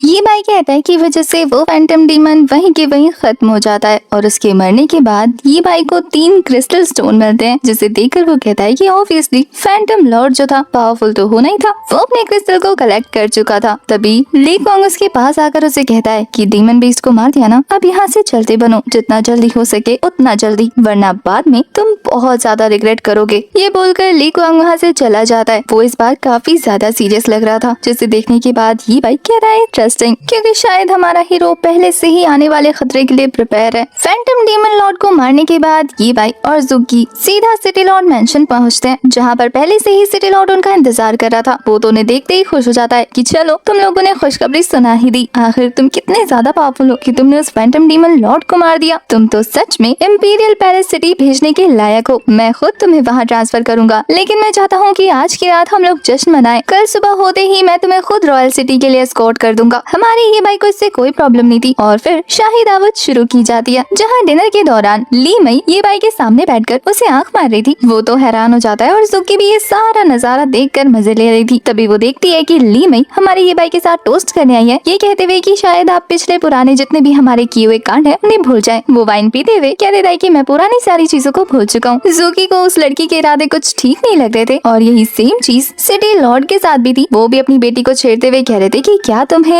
हमारे ये भाई जो कि बहुत ज्यादा पावरफुल और बहादुर है पसंद आ गए हैं क्या। अपने फादर के सवाल पर वो तो शर्माने लगती है, ये कहते हुए कि फादर आखिर आप मुझसे इस तरीके का सवाल कैसे कर सकते हैं। पर उसके फादर तो हंसते हुए कह रहे थे कि इसमें शर्माने वाली क्या बात है, हम कल्टीवेटर्स के लिए जो सच है वो सच है, हम सीधा सामने रख देते हैं। अगर हम किसी को पसंद करते हैं तो बस कर देते हैं और अगर नहीं करते तो ये बात भी उसके मुँह पर बता देते हैं। और यहाँ बात ये भाई की हो रही है, जैन ये भाई सच में काबिल लड़का है, क्या तुम्हें वो पसंद है। अब हमारे ली मई की दिल की मुराद पूरी होने जा रही थी, क्योंकि उसने तो पहले ही हमारे ये भाई को प्रपोज कर दिया था। वो शर्माते हुए कहती है कि फादर मुझे तो पसंद है, लेकिन मुझे ये नहीं पता कि उनके दिल में मेरे लिए क्या है। ये लड़की अच्छे से बहती गंगा में हाथ धो सकती है। उसके फादर कहते हैं कि इसमें क्या है, हमारे सामने ये भाई बैठा है, उससे खुद ही पूछ लेते हैं। वो तो ये भाई को ऑफर देते हुए कह रहा था कि मेरी बेटी तुम्हें पसंद करती है, तो क्या तुम ज़ेनन सिटी के लॉर्ड बनना चाहोगे, मेरी बेटी से शादी करके मेरा दामाद बनकर। ये भाई ये सुनकर एक झटके से खड़ा हो जाता है और फिर सिटी लॉर्ड को मना करते हुए कहता है कि आप कैसी बातें कर रहे हैं, मैं आपकी डिसरिस्पेक्ट नहीं करना चाहता, लेकिन मैं ये शादी नहीं कर पाऊंगा। ये सुनकर तो सिटी लॉर्ड को गुस्सा आ जाता है। वो कहते हैं कि क्या तुम मेरी बेटी और मुझे खुद के लायक नहीं समझते, जो तुम सीधा सीधा हमारे मुंह पर ये प्रपोजल रिजेक्ट कर रहे हो। पर ये भाई का कहना था कि मुझे माफ कर दीजिए सिटी लॉर्ड, अगर आपको ऐसा लगा हो। मैं तो बस ये कह रहा था कि प्रिंसेस ली मई के आगे मैं कुछ भी नहीं, मैं तो एक गाँव का लड़का हूँ, नॉर्मल सा कल्टीवेटर। अगर आप उनकी शादी मुझसे कराएंगे तो मैं इस चीज के लायक नहीं। अब उसकी बातों से बेचारी ली मई का दिल टूट जाता है और वो कहती है कि रहने दीजिए फादर, अगर ये नहीं चाहते तो कोई जरूरत नहीं है इन पर फोर्स करने की। पर वहीं सिटी लॉर्ड का प्लान तो कुछ और ही था। वो टेबल पर गुस्से से हाथ मारते हुए कहते हैं कि मैं सिटी लॉर्ड किस काम का, अगर मैं अपनी बेटी की ख्वाहिश भी पूरी ना कर सका। आखिर इस लड़के की हिम्मत कैसे हुई मेरी बेटी की इंसल्ट करने की। इसने सोचा भी कैसे कि वो शादी के प्रपोजल को रिजेक्ट कर सकता है। और फिर वो अपनी सारी पावर कलेक्ट करके ये भाई की तरफ थ्रो कर देते हैं, पर वो इस हमले को डॉज कर चुका था। सिटी लॉर्ड एक बार फिर कहते हैं कि क्या तुम मेरी बेटी से शादी कर ज़ेनन सिटी के लॉर्ड बनना चाहोगे। पर ये भाई का कहना था कि आप अगर 1000 बार भी पूछे तब भी मेरा जवाब ना ही होगा। बस फिर क्या था, इस बंदे को तो बस किसी न किसी मैटर में हमारे ये भाई को फंसाना था। था तो वो ये बाई के नीचे की सीट को खिसका देता है और वो सीधा नीचे गिरने लग जाता है। सिटी लॉर्ड का कहना था कि अगर तुम मेरी बेटी से शादी नहीं कर सकते तो फिर तुम्हारे जिंदा रहने का कोई हक नहीं। ये बाई ज़ुकी के साथ नीचे गिर रहा था और वो उसका हाथ पकड़ के उसे संभालने लगता है। यहाँ पर ये बाई ने कोशिश की थी कि वो वापस से ऊपर उठ जाए, पर उसके ऊपर उठने से पहले ही सिटी लॉर्ड ने एक और जबरदस्त स्ट्राइक उसकी तरफ थ्रो कर दिया था, जिससे हिट होते ही बेचारा नीचे पहुंच जाता है। और अब सिटी लॉर्ड अपनी स्पिरिचुअल पावर का गलत फायदा उठाते हुए हमारे हीरो को चेन से ट्रैप कर देते हैं ताकि वो वहाँ से बाहर ना आ पाए। वो तो हमारे हीरो को धमकी दे रहे थे कि आखिर तुम्हारी हिम्मत कैसे हुई हमारी फैमिली के साथ ऐसा करने की, तुमने सोचा भी कैसे कि मैं तुम्हें जाने दूंगा, तुम्हें रॉयल सिटी जाना है ना, तुमने ऐसा सोच भी कैसे लिया कि तुझ जैसे को मैं रॉयल सिटी भेजूंगा, वो भी सैनन सिटी के बिहाफ पर। लियाओ भी अब तक वहाँ पर आ चुका था, जिसकी बातों से ऐसा लग रहा था जैसे कि ये प्लान उसके फादर ने कब का बना के रखा हुआ है। वो तो कहता है कि फादर आप तो सच में कमाल के हैं, एक मूव और ये हमेशा हमेशा के लिए यहीं पर ढेर। अब देखा बेटे मुझसे पंगा लेने का क्या नतीजा होता है, अब पड़ा रहे यही। ज़ुकी को तो पहले से ही पता था, वो कहती है कि वही तो मैं सोचूं करेले का पेड़ भी कर पाए और अब मैंने देख भी लिया। ज़ुकी को गुस्सा करता देखकर ये भाई उसे रोकते हुए कहता है कि ज़ुकी उन पर अपनी बात खर्च करने का कोई फायदा नहीं, इससे बेहतर होगा कि हम जल्द से जल्द यहाँ से निकलने की तैयारी करें। जैसे ही हमारा ये भाई अपनी स्पिरिचुअल एनर्जी रिलीज करने की कोशिश कर रहा था तभी वो नोटिस करता है कि वो अपने की पावर को यूज नहीं कर पा रहा और फिर वो समझ आता है कि इन लोगों ने वाइन में जहर मिलाया था। वो चिल्ला कर पूछता है। उसके कन्फ्रंट करने पर सिटी लॉर्ड जोर जोर से ठहाके मार के हंसने लगा था, ये कहते हुए कि तुम्हें अब रियलाइज हो रहा है, पर अब तो काफी देर हो चुकी है। मैंने सॉफ्ट फ्रेगनेंस पाउडर यूज किया था जिसकी वजह से अब तुम 3 दिनों तक अपनी की पावर को यूज करने के लायक नहीं बचे। अब यहीं सड़ो, तुम्हारी जिंदगी और मौत अब मेरे हाथों में है। सिटी लॉर्ड का उसे मारने का प्लान था, लेकिन कुछ दिन तड़पाने के बाद यहाँ लियाओ कहता है कि फादर अगर हम इसे मारने ही वाले हैं तो अभी क्यों नहीं, आने वाली प्रॉब्लम से बच जाएंगे। वहीं दूसरी तरफ ली मई की बातों से हमें पता चलता है कि वो अपने फादर के साथ इस इविल प्लान में शामिल नहीं थी। वो तो रिक्वेस्ट करने लगती है कि फादर इनसे स्पिरिट स्टोन लेकर इन्हें जाने देते हैं ना। वो तो रिक्वेस्ट करी थी कि फादर ये सच में ली फैमिली में शादी कर लेगा, मैं इसे बहुत प्यार करती हूँ, आप इसे जाने दीजिए, मैं मनाऊंगी इसे। वहीं लियाओ कहता है कि थर्ड सिस्टर क्या तुम पागल हो गई हो, अब भी तुम इस पर भरोसा करती हो और तुम चाहती हो कि ये तुमसे शादी करे, तुम्हें लगता नहीं अगर हम इसे बाहर निकालेंगे तुम्हें फिर से रिजेक्ट कर देगा। वहीं सिटी लॉर्ड बताते हैं कि अब इसके बिट्रे करने की हिम्मत नहीं बची क्योंकि मैंने इस पर ब्लड कर्स लगाया है। जब तक ये ब्लड कर्स यहाँ पर अवेलेबल है तब तक ये हमें धोखा देने के बारे में सोच भी नहीं सकता। यहाँ सिटी लॉर्ड ये कहते हुए चले जाते हैं ये भाई को कि सुबह तक अपना मूड बना लेना ली फैमिली में शादी करने के लिए। अगर तुमने मेरी बेटी से शादी नहीं की तो फिर कल तुम्हारा आखिरी दिन होगा, तुम्हारे पास रात तक का वक्त है, इसलिए सोच लो जो करना है। ये बोलने के बाद सिटी लॉर्ड बेसमेंट का दरवाजा बंद कर देते हैं, जिससे बेचारी ज़ुकी अंधेरे में डरने लगती है। वो तो कहती है कि बिग ब्रो हम इन इविल लोगों के बीच में फंस गए, अब हमारा क्या होगा। ये भाई उसे शांत कराते हुए कहता है कि छोटी लड़की मैं तुम्हारे साथ हूँ ना, तो फिर तुम्हें फिक्र करने की कोई जरूरत नहीं, चाहे कितने ही इविल पीपल क्यों ना हो, बस मुझ पे भरोसा रखो। अब ज़ुकी को और किसी पर भरोसा हो या ना हो, ये भाई पर अंधा भरोसा था। वो कहती है कि हाँ आपने सही कहा, हमारे साथ अच्छा ही होगा और अगर ये हमारे साथ कुछ बुरा करना चाहेंगे ना तो बुरे लोगों के साथ बुरा ही होगा, देख लेना। काफी रात हो चुकी थी। हमें ली कुआंग को दिखाते हैं जो अपनी नजर बचाते हुए हॉल के अंदर एंटर होना चाहता था, पर तभी वो देखता है कि इस डोर का मैकेनिज्म उसकी समझ से बाहर है। वो उसे खोलने की कोशिश करता, उससे पहले उसका भाई चिल्लाते हुए उसके पीछे पीछे वहाँ पहुँच जाता है कि ली कुआंग तुम्हारी हिम्मत कैसी हुई चोरी छुपे रात के अंधेरे में यहाँ हमारे दुश्मनों को आजाद करने की, तुम्हें क्या लगा कि तुम फादर के खिलाफ जाओगे और किसी को कुछ भी पता नहीं चलेगा। बेचारे ली कुआंग को बचने का मौका नहीं मिलता और यहाँ उसके फादर भी देखते ही देखते वहाँ हाजिर हो जाते हैं। ऐसा लग रहा था जैसे कि इन्हें पहले से पता हो कि ली कुआंग ये भाई की हेल्प करेगा। उसके फादर कहते हैं कि मुझे तुमसे ये उम्मीद नहीं थी, और जब ली कुआंग अपने फादर के पास आता है उन्हें समझाने के लिए तो उसके फादर उल्टा उसके गाल पर एक जोरदार पर्दे मारते हैं। इतने सालों से अपने फादर और अपने भाई के हाथों से जलील होते होते ली कुआंग का सब्र जवाब दे चुका था। वो कहता है कि आप लोग मुझे इस तरीके से ह्यूमिलेट क्यों करते हैं, इससे बेहतर नहीं है कि आप मुझे एक बार में मार दे, आप लोगों को भी शांति मिल जाएगी और मुझे भी इस फालतू जिंदगी से छुटकारा। उसके फादर कहते हैं कि काश तेरी रगों में मेरा खून ना दौड़ रहा होता तो मैं तेरी ये मुराद कब की पूरी कर देता। तू अगर जिंदा है तो वो सिर्फ मेरे खून की वजह से। अपने फादर को भी खुद से इतनी नफरत करता देखकर ली कुआंग टूट चुका था। वो कहता है कि मुझे परवाह नहीं, आप मुझे ऐसे ही मार दो। पर तभी फटाक से लियाओ का जवाब फूट पड़ता है। वो कहता है कि अगर तुझे इतनी नफरत है खुद से तो क्यों ना तू खुद से खुद को ही खत्म कर ले, तुझे मारकर फादर अपने हाथ गंदे क्यों करे। अब लियाओ ने बहुत बदतमीजी की थी, उसके फादर भी उसे घूर कर देखने लग जाते हैं और फिर वो ली कुआंग से कहते हैं कि कल सुबह अपना सामान पैक कर लेना, तुम सिटी से बाहर जाकर कल्टीवेट करोगे और अगले 10 सालों तक सिटी वापस नहीं आओगे। ली कुआंग को ना चाहते हुए भी अपने फादर की बात माननी थी, वरना तो वो उसे फिर से जेल में बंद करवा देते। तो पहले भी उसके साथ बहुत बार ऐसा कर चुके हैं। तभी अंदर से ये सारी आवाजें ये भाई और ज़ुकी भी सुन चुके थे। ली कुआंग के साथ हो रही ज्यादती को सुनने के बाद वो दोनों उसका मजाक उड़ाने लगते हैं, ये कहकर कि कैसा बाप है, अपने दोनों बेटों के साथ कितना भेदभाव कर रहा है, एक किंग होकर इस तरीके की नाइंसाफी करना। मुझे तो शक है कि क्या इसे पता भी है कि किंग का मतलब मतलब क्या होता है। वो दोनों काफी सुना कर ये बातें कर रहे थे, जिससे सिटी लॉर्ड का खून खौलना शुरू हो चुका था। ऐसा लग रहा था जैसे कि वो अंदर जाकर अभी के अभी ये बाई को जान से मार देगा। और जैसे ही यहाँ पर ली क्वांग उन दोनों की हेल्प के लिए आता है, उसके फादर और उसका भाई उसे वहाँ से ले जाते हैं। लेकिन हमारा हीरो अपने आप ही अपनी की पावर का यूज करके ज़ूकी के साथ बाहर निकल चुका था उस अंडरग्राउंड ट्रैप से। तब तक वहाँ पर सिटी लॉर्ड और लियाओ भी आ जाते हैं। उन्हें समझ नहीं आता कि अचानक से उस ट्रैप से बाहर कैसे निकला, जबकि उन्होंने तो इसकी की पावर को ब्लॉक कर लिया था।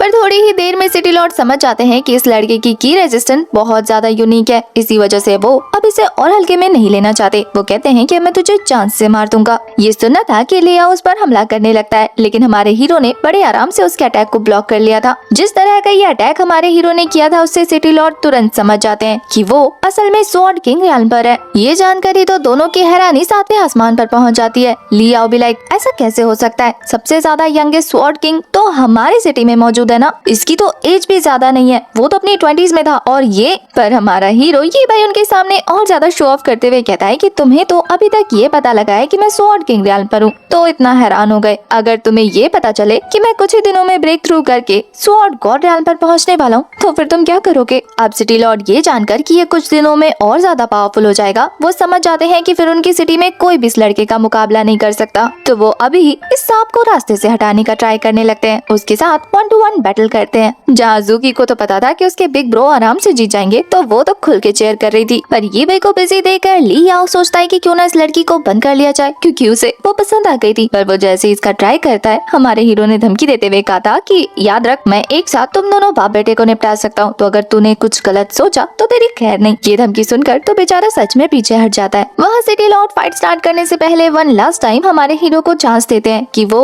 ली फैमिली का दामाद बन जाए, क्योंकि वो इतने अच्छे जीनियस को अपनी फैमिली में इंक्लूड करना चाहता था ताकि अपनी रेपुटेशन बढ़ा सके। पर ये भाई मना करते हुए स्नेक स्पिरिट से उस पर हमला करना शुरू कर देता है। सिटी लॉर्ड भी अपनी पूरी ताकत असुरा ब्लड स्वॉर्ड टेक्निक का यूज करने लगते हैं, लेकिन देखते ही देखते हमारे हीरो ने मल्टीपल स्वॉर्ड क्लैशेस लगा दिए थे। वो तो हैरान थे कि ये लड़का एक बार में इतनी तेजी से अटैक कैसे कर पा रहा है। पहले तो हमारा हीरो ये भाई बस 7 टायर टेक्निक का यूज कर रहा था, लेकिन जब सिटी लॉर्ड उसे उकसाते हैं तो फिर वो अपने मैजेस्टी स्टेज की पावर दिखाना शुरू कर देता है। ये एक ऐसी स्टेज होती है जहाँ पर इंसान अपनी कल्टीवेशन और अपनी स्वॉर्ड की पावर को मर्ज करके अच्छे से यूज कर सकता है। इस बारे में हमारी ज़ूकी को ली क्वांग से पता चलता है, जो कि अब हमारे हीरो का और भी ज्यादा फैन बन चुका था, क्योंकि मैजेस्टी स्टेज पर पहुंचना तो हर स्वॉर्ड कल्टीवेटर का सपना है। उसे तो हमारे ये भाई में अपना रोल मॉडल दिखने लग जाता है। पता चलता है कि मैजेस्टी स्टेज के भी 3 रियाल्म होते हैं, जबकि उसके फादर तो बिगिनर पे हैं और हमारा हीरो एडवांस पर। फिर क्या था, ये बात सुनने के बाद सिटी लॉर्ड की ईगो पर लग जाती है और वो अपनी डिमोनिक पावर अनलिश करते हुए कहते हैं कि इसे अभी बताता हूँ। और फिर वो काफी जबरदस्त हमले करते हुए हमारे हीरो को आसमान से जमीन पर पटक देते हैं। अब तो सिटी लॉर्ड ने इतना अच्छा कमबैक किया था कि उनके पावर की वजह से हमारा ली भाई काफी बुरी तरीके से घायल हो जाता है। और ये देखकर ज़ूकी को गुस्सा आ रहा था। वो कहती है कि अगर मेरे दादाजी यहाँ पर होते ना, फिर इसे बताती कि अपने से छोटे को बुली करना कैसा लगता है। उन दोनों की फाइट इतनी ज्यादा इंटेंस हो चुकी थी कि आसपास लोग इकट्ठा हो जाते हैं ये देखने के लिए कि आखिर कौन जीतेगा। तभी हमारा हीरो एक चीज नोटिस करता है, और वो ये कि इतने सालों से वो ब्रेक थ्रू इसलिए नहीं कर पाया क्योंकि उसने कभी खुद को पुश नहीं किया। इतनी हार्ड और इतनी इंटेंसिव फाइट कभी नहीं लड़ी, और इसी वजह से शायद इसके पास अच्छा चांस है ये जानने का कि आखिर वो ब्रेक थ्रू क्यों नहीं कर पा रहा। तभी वो अपनी पूरी ताकत लगाकर एक काफी खतरनाक अटैक करता है, जिससे सिटी लॉर्ड जमीन पर आ गिरते हैं। और ये भाई को पता था कि इससे अच्छा मौका नहीं मिलेगा, तो वो फटाफट ज़ूकी को लेता है और वहाँ से रवाना हो जाता है। सिटी लॉर्ड ने अपने सारे गार्ड्स को उसके पीछे लगा दिया था। वहीं हमारा हीरो जैसे ही पैलेस से बाहर निकलने की ट्राई करता है, दरवाजे बंद हो चुके थे, तो वो अपने दोस्त जियाओ जिंग को बुलाता है और वो लोग उड़ के वहाँ से जंगल तक पहुँच जाते हैं। ये भाई की हालत फाइट की वजह से काफी खराब हो चुकी थी, तो वो फटाफट हीलिंग शुरू कर चुका था। वहीं उसे खुद को हील होते हुए रात से सुबह हो जाती है, और जब उसकी आँख खुलती है तो ज़ूकी बेसब्री से उसके उठने का वेट कर रही थी ताकि वो जियाओ जिंग की सवारी कर सके। तो फिर क्या था, वो दोनों अब वहाँ से सीधा रॉयल सिटी जाने वाले थे ताकि वो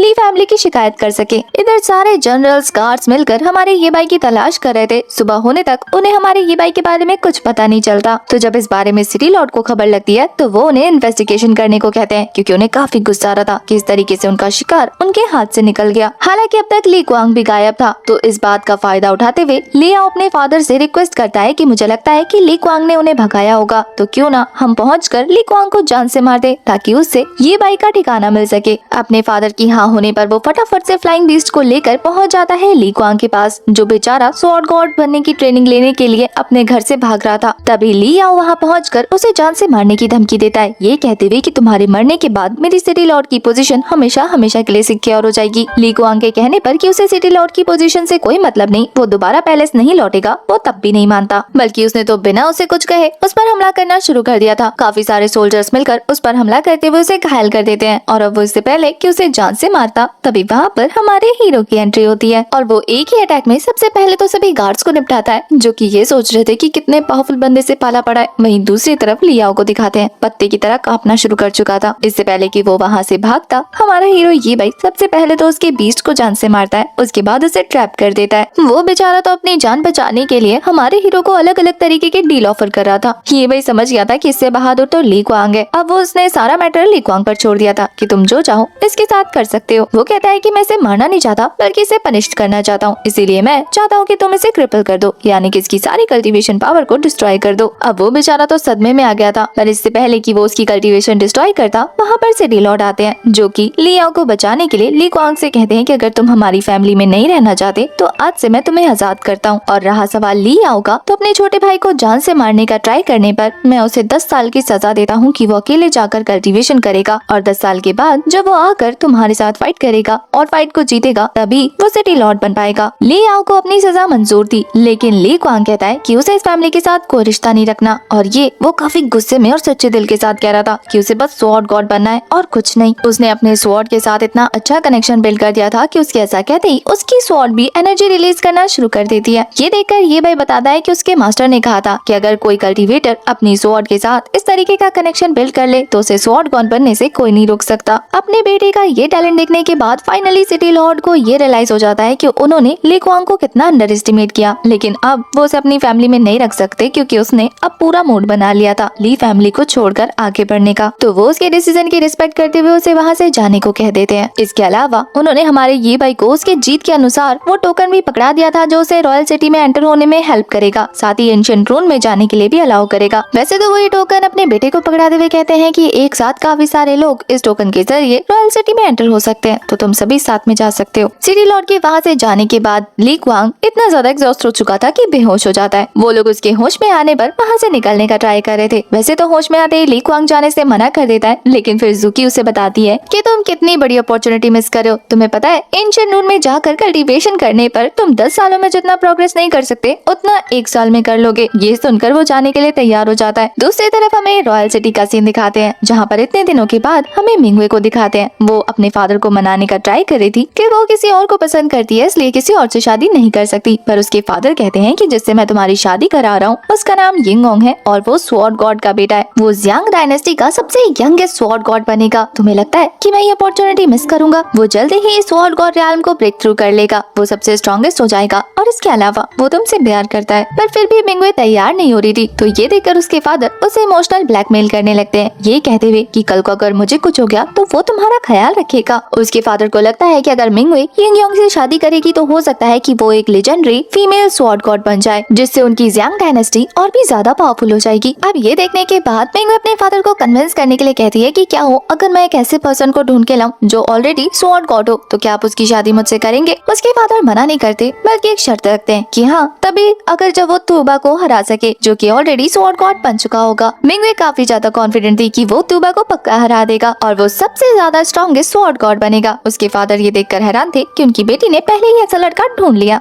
अब इसके बाद हमें सीधा यिंगयोंग को दिखाते हैं जिसने अपने खबरियों को चारों तरफ फैला दिया था। जब जनरल ने आकर उसे रिपोर्ट दी थी हमारे ये भाई के बारे में, वो तब से ही उस पर नजर रख रहा है, उसकी इन्वेस्टिगेशन करा रहा है। अब तक उसे अपने इन्वेस्टिगेशन से ये खबर मिल चुकी थी कि हमारा ये भाई ऑलमोस्ट 17 सिटीज को कंप्लीट करने के बाद फाइनली रॉयल सिटी पहुँचने वाला है। इतना ही नहीं, उसके पास तो एंशिएंट रून में जाने का टोकन भी मौजूद है। फिलहाल वो ब्रेक थ्रू करके 7th रैंक का स्वॉर्ड किंग बन चुका है, तो ऐसे में उसे रोकना भी मुश्किल होगा। यिंगयोंग को उसकी तारीफ बिल्कुल पसंद नहीं आती। वो कहता है कि ये पकड़ो मेरा टोकन और उसे जान से मार दो, रास्ते में जो भी आए उसे भी निपटा देना। मैं नहीं चाहता कि वो रॉयल सिटी पहुंचे। उसका तो दिल करा था कि वो ये भाई को अपने हाथों से मारे, लेकिन फिलहाल के लिए वो बस इतना ही कर सकता था। वहीं दूसरी तरफ सीन शिफ्ट होता है, हमें ये भाई को दिखाते हैं जिससे जब जुकी ये पूछती है कि हम जाओ सिंह का यूज क्यों नहीं कर रहे हैं रॉयल सिटी जाने के लिए, ये भाई बताता है कि जाओ सिंह एक डीमन बीस्ट है, उसके बारे में अगर किसी को खबर लगी तो वो उसे मार देंगे और फिर उनके आने की खबर जिन्हें पता नहीं भी चलनी चाहिए उन्हें भी हो जाएगी। जूकी समझ जाती है और फिर वो लोग डिनर कंप्लीट करते हैं, जिसके बाद हमारा ली क्वांग और ये भाई आपस में फाइट करके स्वॉर्ड टेक्निक्स एक्सचेंज करने वाले थे। 7th रैंक का स्वॉर्ड कल्टीवेटर होने की वजह से ये भाई ली क्वांग के साथ फाइट करता तो वो उसे आराम से हरा देता, इसलिए वो 4th रैंक की टेक्निक यूज करने लगता है। 4th रैंक की स्वॉर्ड टेक्निक्स भी ली क्वांग पर भारी पड़ रही थी। यहाँ पर बीच बीच में फाइट करते हुए हमारा ये भाई उसे उसके मिस्टेक्स भी पॉइंट आउट कराता है, साथ ही वो लकड़ी की स्वॉर्ड यूज करके अटैक कर रहा था। देखने को मिलता है कि फाइट के दौरान ही ली क्वांग ने काफी इम्प्रूव कर लिया था, लेकिन फिर भी वो हमारे हीरो से हार जाता है, जिसकी वजह से वो काफी निराश था। तभी जूकी आती है और उसे बताती है कि मैजेस्टी स्टेज पहुंचने की वजह से वो फर्स्ट स्टेज पर है और उसकी स्वॉर्ड उसके साथ अच्छे से रिदम कंप्लीट करना चाहती है, और ये फ्लो मेंटेन करने की वजह से उसकी की पावर इम्बैलेंस हो रही है और वो अटैक अच्छे से नहीं कर पा रहा। इसको करने में थोड़ा टाइम लगेगा, लेकिन जब वो सीख जाएगा तो उसके अटैक और भी ज्यादा स्मूथ हो जाएंगे। जब हमारा हीरो जूकी को इतनी सारी इन्फॉर्मेशन शेयर करता देखता है तो वो भी हैरान था कि आखिर छोटी सी लड़की तुम्हें इतनी सारी चीजों के बारे में कैसे पता। अब तो मैं क्यूरियस हो रहा हूँ कि आखिर तुम हो कौन, तुम्हारी आइडेंटिटी क्या है। जूकी मजाक में फिलहाल के लिए इस बात को टाल देती है। वहीं दूसरी तरफ ये भाई लियाओ से पूछता है कि हम जल्दी ही रॉयल सिटी पहुंच जाएंगे, तो इसके बाद हमारा नेक्स्ट स्टॉप क्या होगा। लियाओ का कहना था कि एंशिएंट रूइन पहुंचने के बाद सबसे पहले उन्हें बैम्बू स्वॉर्ड फॉरेस्ट जाना चाहिए। उस जगह के बारे में ये भाई को नहीं पता था, तो लियाओ बताता है कि हो सकता है कि लास्ट स्वॉर्ड मैन के सारे रिमेन्स वहीं पर मौजूद हो, क्योंकि अपने मरने से पहले और गायब होने से पहले वो वहीं पर मौजूद थे। ये भाई का कहना था कि इतने सालों में तो किसी ने उस इनहेरिटेंस को हासिल भी कर लिया होगा, पर लियाओ बताता है कि वो स्वॉर्ड किंग बहुत ज्यादा पावरफुल थे। स्वॉर्ड गॉड बनने से पहले ही वो वहाँ से गायब हो गए और उनके इनहेरिटेंस को हासिल करना इतना भी आसान नहीं है। सबसे पहले क्राइटेरिया तो यही है कि तुम्हें अच्छे दिल का मालिक होना है, दूसरा सबसे पावरफुल होना है, और तीसरा तुम्हारी स्वॉर्ड इंटेंट और स्पिरिचुअल इंटेंट एक साथ मर्ज होनी चाहिए। इतने सारे क्राइटेरिया को सुनने के बाद तो अब हमारे हीरो को भी इंटरेस्ट आ गया था, तो वो कहता है कि ठीक है सबसे पहले वहीं चलते हैं। इसके बाद हमें बैम्बू फॉरेस्ट के बाहर का सीन दिखाते हैं, जहाँ पर काफी सारे लोग अंदर जाने के लिए लाइन लगा कर खड़े थे, क्योंकि उन्हें बहुत बार जाने के बाद भी एंट्री नहीं मिली थी। पता चलता है कि कुछ लोग तो 10-15 सालों से ट्राई कर रहे हैं उस इनहेरिटेंस को हासिल करने के लिए। उनके लिए तो ये सपना बन चुका है। अभी फिलहाल के लिए किसी को भी एंट्री नहीं मिल रही, क्योंकि पता चलता है कि स्टार किंग की बेटी अंदर गई हुई है, जिसने 2 लेवल कंप्लीट कर लिए हैं। इतना ही नहीं, उसे 8 सेगमेंट स्वॉर्ड बोन नाम की एक काफी अच्छी टेक्निक भी मिल चुकी है। इसी बात से वो लोग अंदाजा लगा रहे थे कि शायद अगर स्वॉर्ड किंग की पावर को कोई इनहेरिट कर सकता है तो वो सिर्फ यही लड़की होगी। उनकी बातों को इग्नोर करते हुए हमारा हीरो और उसकी टीम स्वॉर्ड गेट के बाहर पहुंच चुके थे, पर वहाँ पर कुछ गार्ड्स उनका रास्ता रोककर कहते हैं कि जब तक अंदर गए हुए लोग बाहर नहीं आते तब तक बाहर वालों को एंट्री नहीं मिलेगी। ये बात रूल्स के खिलाफ थी, तो लियाओ इसके बारे में उनसे शिकायत करने लगता है, पर वो लोग बताते हैं कि ये स्ट्रिक्ट रूल बनाया है उनकी यंग लेडी ने, जो कि जाओ चन के साथ अंदर गई हुई है। उसने ऑलरेडी 2 रियाल्म कंप्लीट कर लिए, इसीलिए वो जब तक ट्रायल कंप्लीट करके बाहर नहीं आती तब तक किसी भी आउटसाइडर को अंदर जाने का मौका नहीं मिलेगा। ये देखकर तो जूकी को गुस्सा आ रहा था कि कैसे डोमिनेट कर रहे हैं, पर ये भाई का कहना था कि इतनी दूर आए हैं तो अंदर भी जरूर जाएंगे, पर वो गार्ड्स कहते हैं कि इसे सबक सिखाना पड़ेगा। वो जैसे ही हमारे ये भाई पर अटैक करते हैं वो एक ही स्लैश में उनको ढेर कर देता है और उसके बाद सीधा अंदर पहुंच जाता है, जहाँ पर एक गार्डियन स्पिरिट उनका स्वागत करती है और उनको अलग अलग जगह टेलीपोर्ट कर देती है, जहाँ पर हमारे हीरो ये भाई के सामने एक स्वॉर्ड मैन आते हैं और उन स्वॉर्ड मैन के स्पिरिट आते ही हमारे हीरो से एक सवाल करती है कि ये बताओ कि तुमने स्वॉर्ड कल्टीवेटर बनने का रास्ता क्यों चूज किया और तुम्हारे लिए स्वॉर्ड कल्टीवेटर बनना क्या है। हमारा हीरो जवाब देता है कि इविल को मिटाना, अच्छाई को और ज्यादा बढ़ाना, कमजोरों की हेल्प करना और साथ ही अपना बेस्ट देना। उसकी बातों से वो स्वॉर्ड किंग काफी ज्यादा इम्प्रेस हो रहे थे। इसके बाद वो कहते हैं कि बताओ स्वॉर्ड इंटेंट तो इविल भी होती है ना, स्वॉर्ड एक डेडली वेपन है तो वो अच्छाई के लिए कैसे इस्तेमाल हो सकती है। पर हमारे हीरो का कहना था कि अगर स्वॉर्ड इंटेंट उसे यूज करने वाला बंदा अगर अच्छा हो तो वो अच्छाई के लिए यूज करेगा और अगर बुरा हो तो बुराई के लिए यूज करेगा। उसका जवाब हमारे स्वॉर्ड किंग को काफी अच्छा लगता है, तो वो वहाँ से चले जाते हैं और तभी वो फॉरेस्ट गार्डियन वहाँ पर प्रेजेंट होते हैं और उसके बाकी दोस्त भी आ गए थे, जिन्हें वो कांग्रेचुलेट करते हुए कहते हैं कि आप लोगों ने हर ट्रायल को पास कर लिया। अब ट्रायल पास करने के बाद उन्हें 100 ईयर पुराना बैम्बू दिया जाता है, जो कि उनके सोल के पास रखने पर उनके सोल को नरिश करेगा। वो तीनों इसे देखकर खुश हो जाते हैं। अब इसके बाद ओल्ड मैन उन्हें आगे कुछ बताते हुए वहाँ से निकल जाते हैं। ओल्ड मैन भी लाइक, अरे सेकंड ट्रायल में मैं तुम्हें भेजूंगा, मुझे छोड़ के कहाँ जा रहे हो। और वो तीनों को अलग अलग डायरेक्शन में टेलीपोर्ट कर देते हैं, जहाँ पर उनके स्वॉर्डमैनशिप के टैलेंट की जांच होने वाली थी। टेलीपोर्ट होने के बाद जूकी काफी ज्यादा कॉन्फिडेंट लग रही थी। वो कहती है कि मैं नहीं डरती, मेरे पास एक्सट्रीम टैलेंट है। और फिर ट्रायल होना शुरू हो जाता है, जहाँ पर मल्टीपल स्वॉर्ड उसके ऊपर थ्रो हो चुके थे। पहले तो वो मजाक समझ रही थी, लेकिन फिर धीरे धीरे सीरियस हो जाती है। वहीं दूसरी तरफ लियाओ को दिखाते हैं, वो भी अपनी स्वॉर्ड के साथ यहाँ पर बिल्कुल नहीं रुक सकता था, तो वो अपनी पूरी ताकत लगाकर उस ट्रायल को पास करने लग जाता है, जो कि उसके लेवल के हिसाब से बहुत ज्यादा हाई था। वहीं हमें ये भाई को दिखाते हैं, उसके लिए तो ये ट्रायल बहुत ज्यादा मुश्किल कर दिया गया था, क्योंकि स्वॉर्ड उसकी सोल को चेस कर रहे थे। वो थोड़ी ही देर में पता लगा लेता है कि ये 9 स्वॉर्ड बैम्बू फॉर्मेशन है, जिसकी वजह से टारगेट को लॉक कर दिया जाता है और चारों तरफ से उस पर इनविजिबल हमले होने लगते हैं। हमें उन दोनों को भी दिखाते हैं जिनकी वजह से गार्ड हमारे ये भाई और उसकी टीम को अंदर नहीं आने दे रहे थे। लड़की का नाम ये यान था और लड़के का नाम जाओ चैन। यहाँ पर जाओ चैन हमारी ये यान से कहता है कि अगर मैं इस ट्रायल को पास कर लूँ तो क्या तुम मुझसे शादी करोगी। वो तो मना कर देती है, ये कहते हुए कि साथ में बड़े होने की वजह से मैं तुम्हें भाई की नजर से देखते आ रही हूँ। तभी सेकंड ट्रायल को पास करते हुए हमारी जुकी भी वहाँ पहुँच जाती है, जो कि जाते ही सीधा ये यान से कहती है कि आप तो कितनी सुंदर है, आपकी जोड़ी मेरे बिग ब्रो के साथ बहुत अच्छी लगेगी, वो भी बहुत हैंडसम और पावरफुल है। जुकी ने अपने भाई की बहुत तारीफ कर दी थी, जिससे तो बिना ये भाई से मिले ही ये यान को वो अच्छा लगने लग जाता है। तभी वहाँ लियाओ पहुँच गया था, उसने भी सेकंड ट्रायल को पास कर लिया था, हालांकि उसकी हालत काफी खराब हो चुकी थी। ये यान पूछती है कि क्या ये वही ब्रो है जिसके बारे में तुम बात कर रही थी। वो कहती है कि नहीं वो अभी आ रहे हैं। जाओ चैन को तो इस पर और उसके भाई पर दोनों पर ही गुस्सा आ रहा था। वो ये भाई की बेइज्जती करते हुए कहता है कि आखिर उसे सेकंड ट्रायल पास करने में इतना टाइम क्यों लग रहा है, क्या वो इतना पावरफुल है भी जितना तुमने बताया, अगर है तो मैं उससे पर्सनली मिलना चाहता हूँ। जुकी भी लाइक एक बार मिलो तो सही, पता चल जाएगा मेरा भाई तुमसे 100 गुना ज्यादा पावरफुल है। यहाँ पर ये भाई को एक्स्ट्रा टाइम इसीलिए भी लग रहा था क्योंकि वो इस फॉर्मेशन को पढ़ने की कोशिश कर रहा था। जब फाइनली वो इस फॉर्मेशन को अच्छे से सीख जाता है तो वो उसे कंप्लीट कर लेता है। तभी वहाँ पर स्पिरिट गार्डियन आकर हमारे हीरो को कांग्रेचुलेट करते हुए उसे 500 साल पुराना पर्पल बैम्बू लिक्विड देते हैं उसके सेकंड ट्रायल पास करने के बाद। ये भाई गार्डियन सोल से सवाल करता है कि क्या मेरे साथियों ने ये ट्रायल पास कर लिया। गार्डियन सोल हंसते हुए कहते हैं कि हाँ, लेकिन उनके पास करने पर मैंने उन्हें बैम्बू फॉरेस्ट लिक्विड की सिर्फ एक ही ड्रॉप दी है। ये भाई के पूछने पर कि ऐसा क्यों, क्योंकि उसे तो पूरी बोतल मिली थी। वो बताते हैं क्योंकि तुमने इस ट्रायल को काफी अच्छे से पास किया है उस टेक्निक को सीखकर, जो कि यहाँ पर 9th जनरेशन से ऐसे ही फॉलो होती आ रही है। अब वो सीधा थर्ड ट्रायल के बाहर पहुँच गया था, जहाँ पर अपने साथियों को देखकर वो खुश था।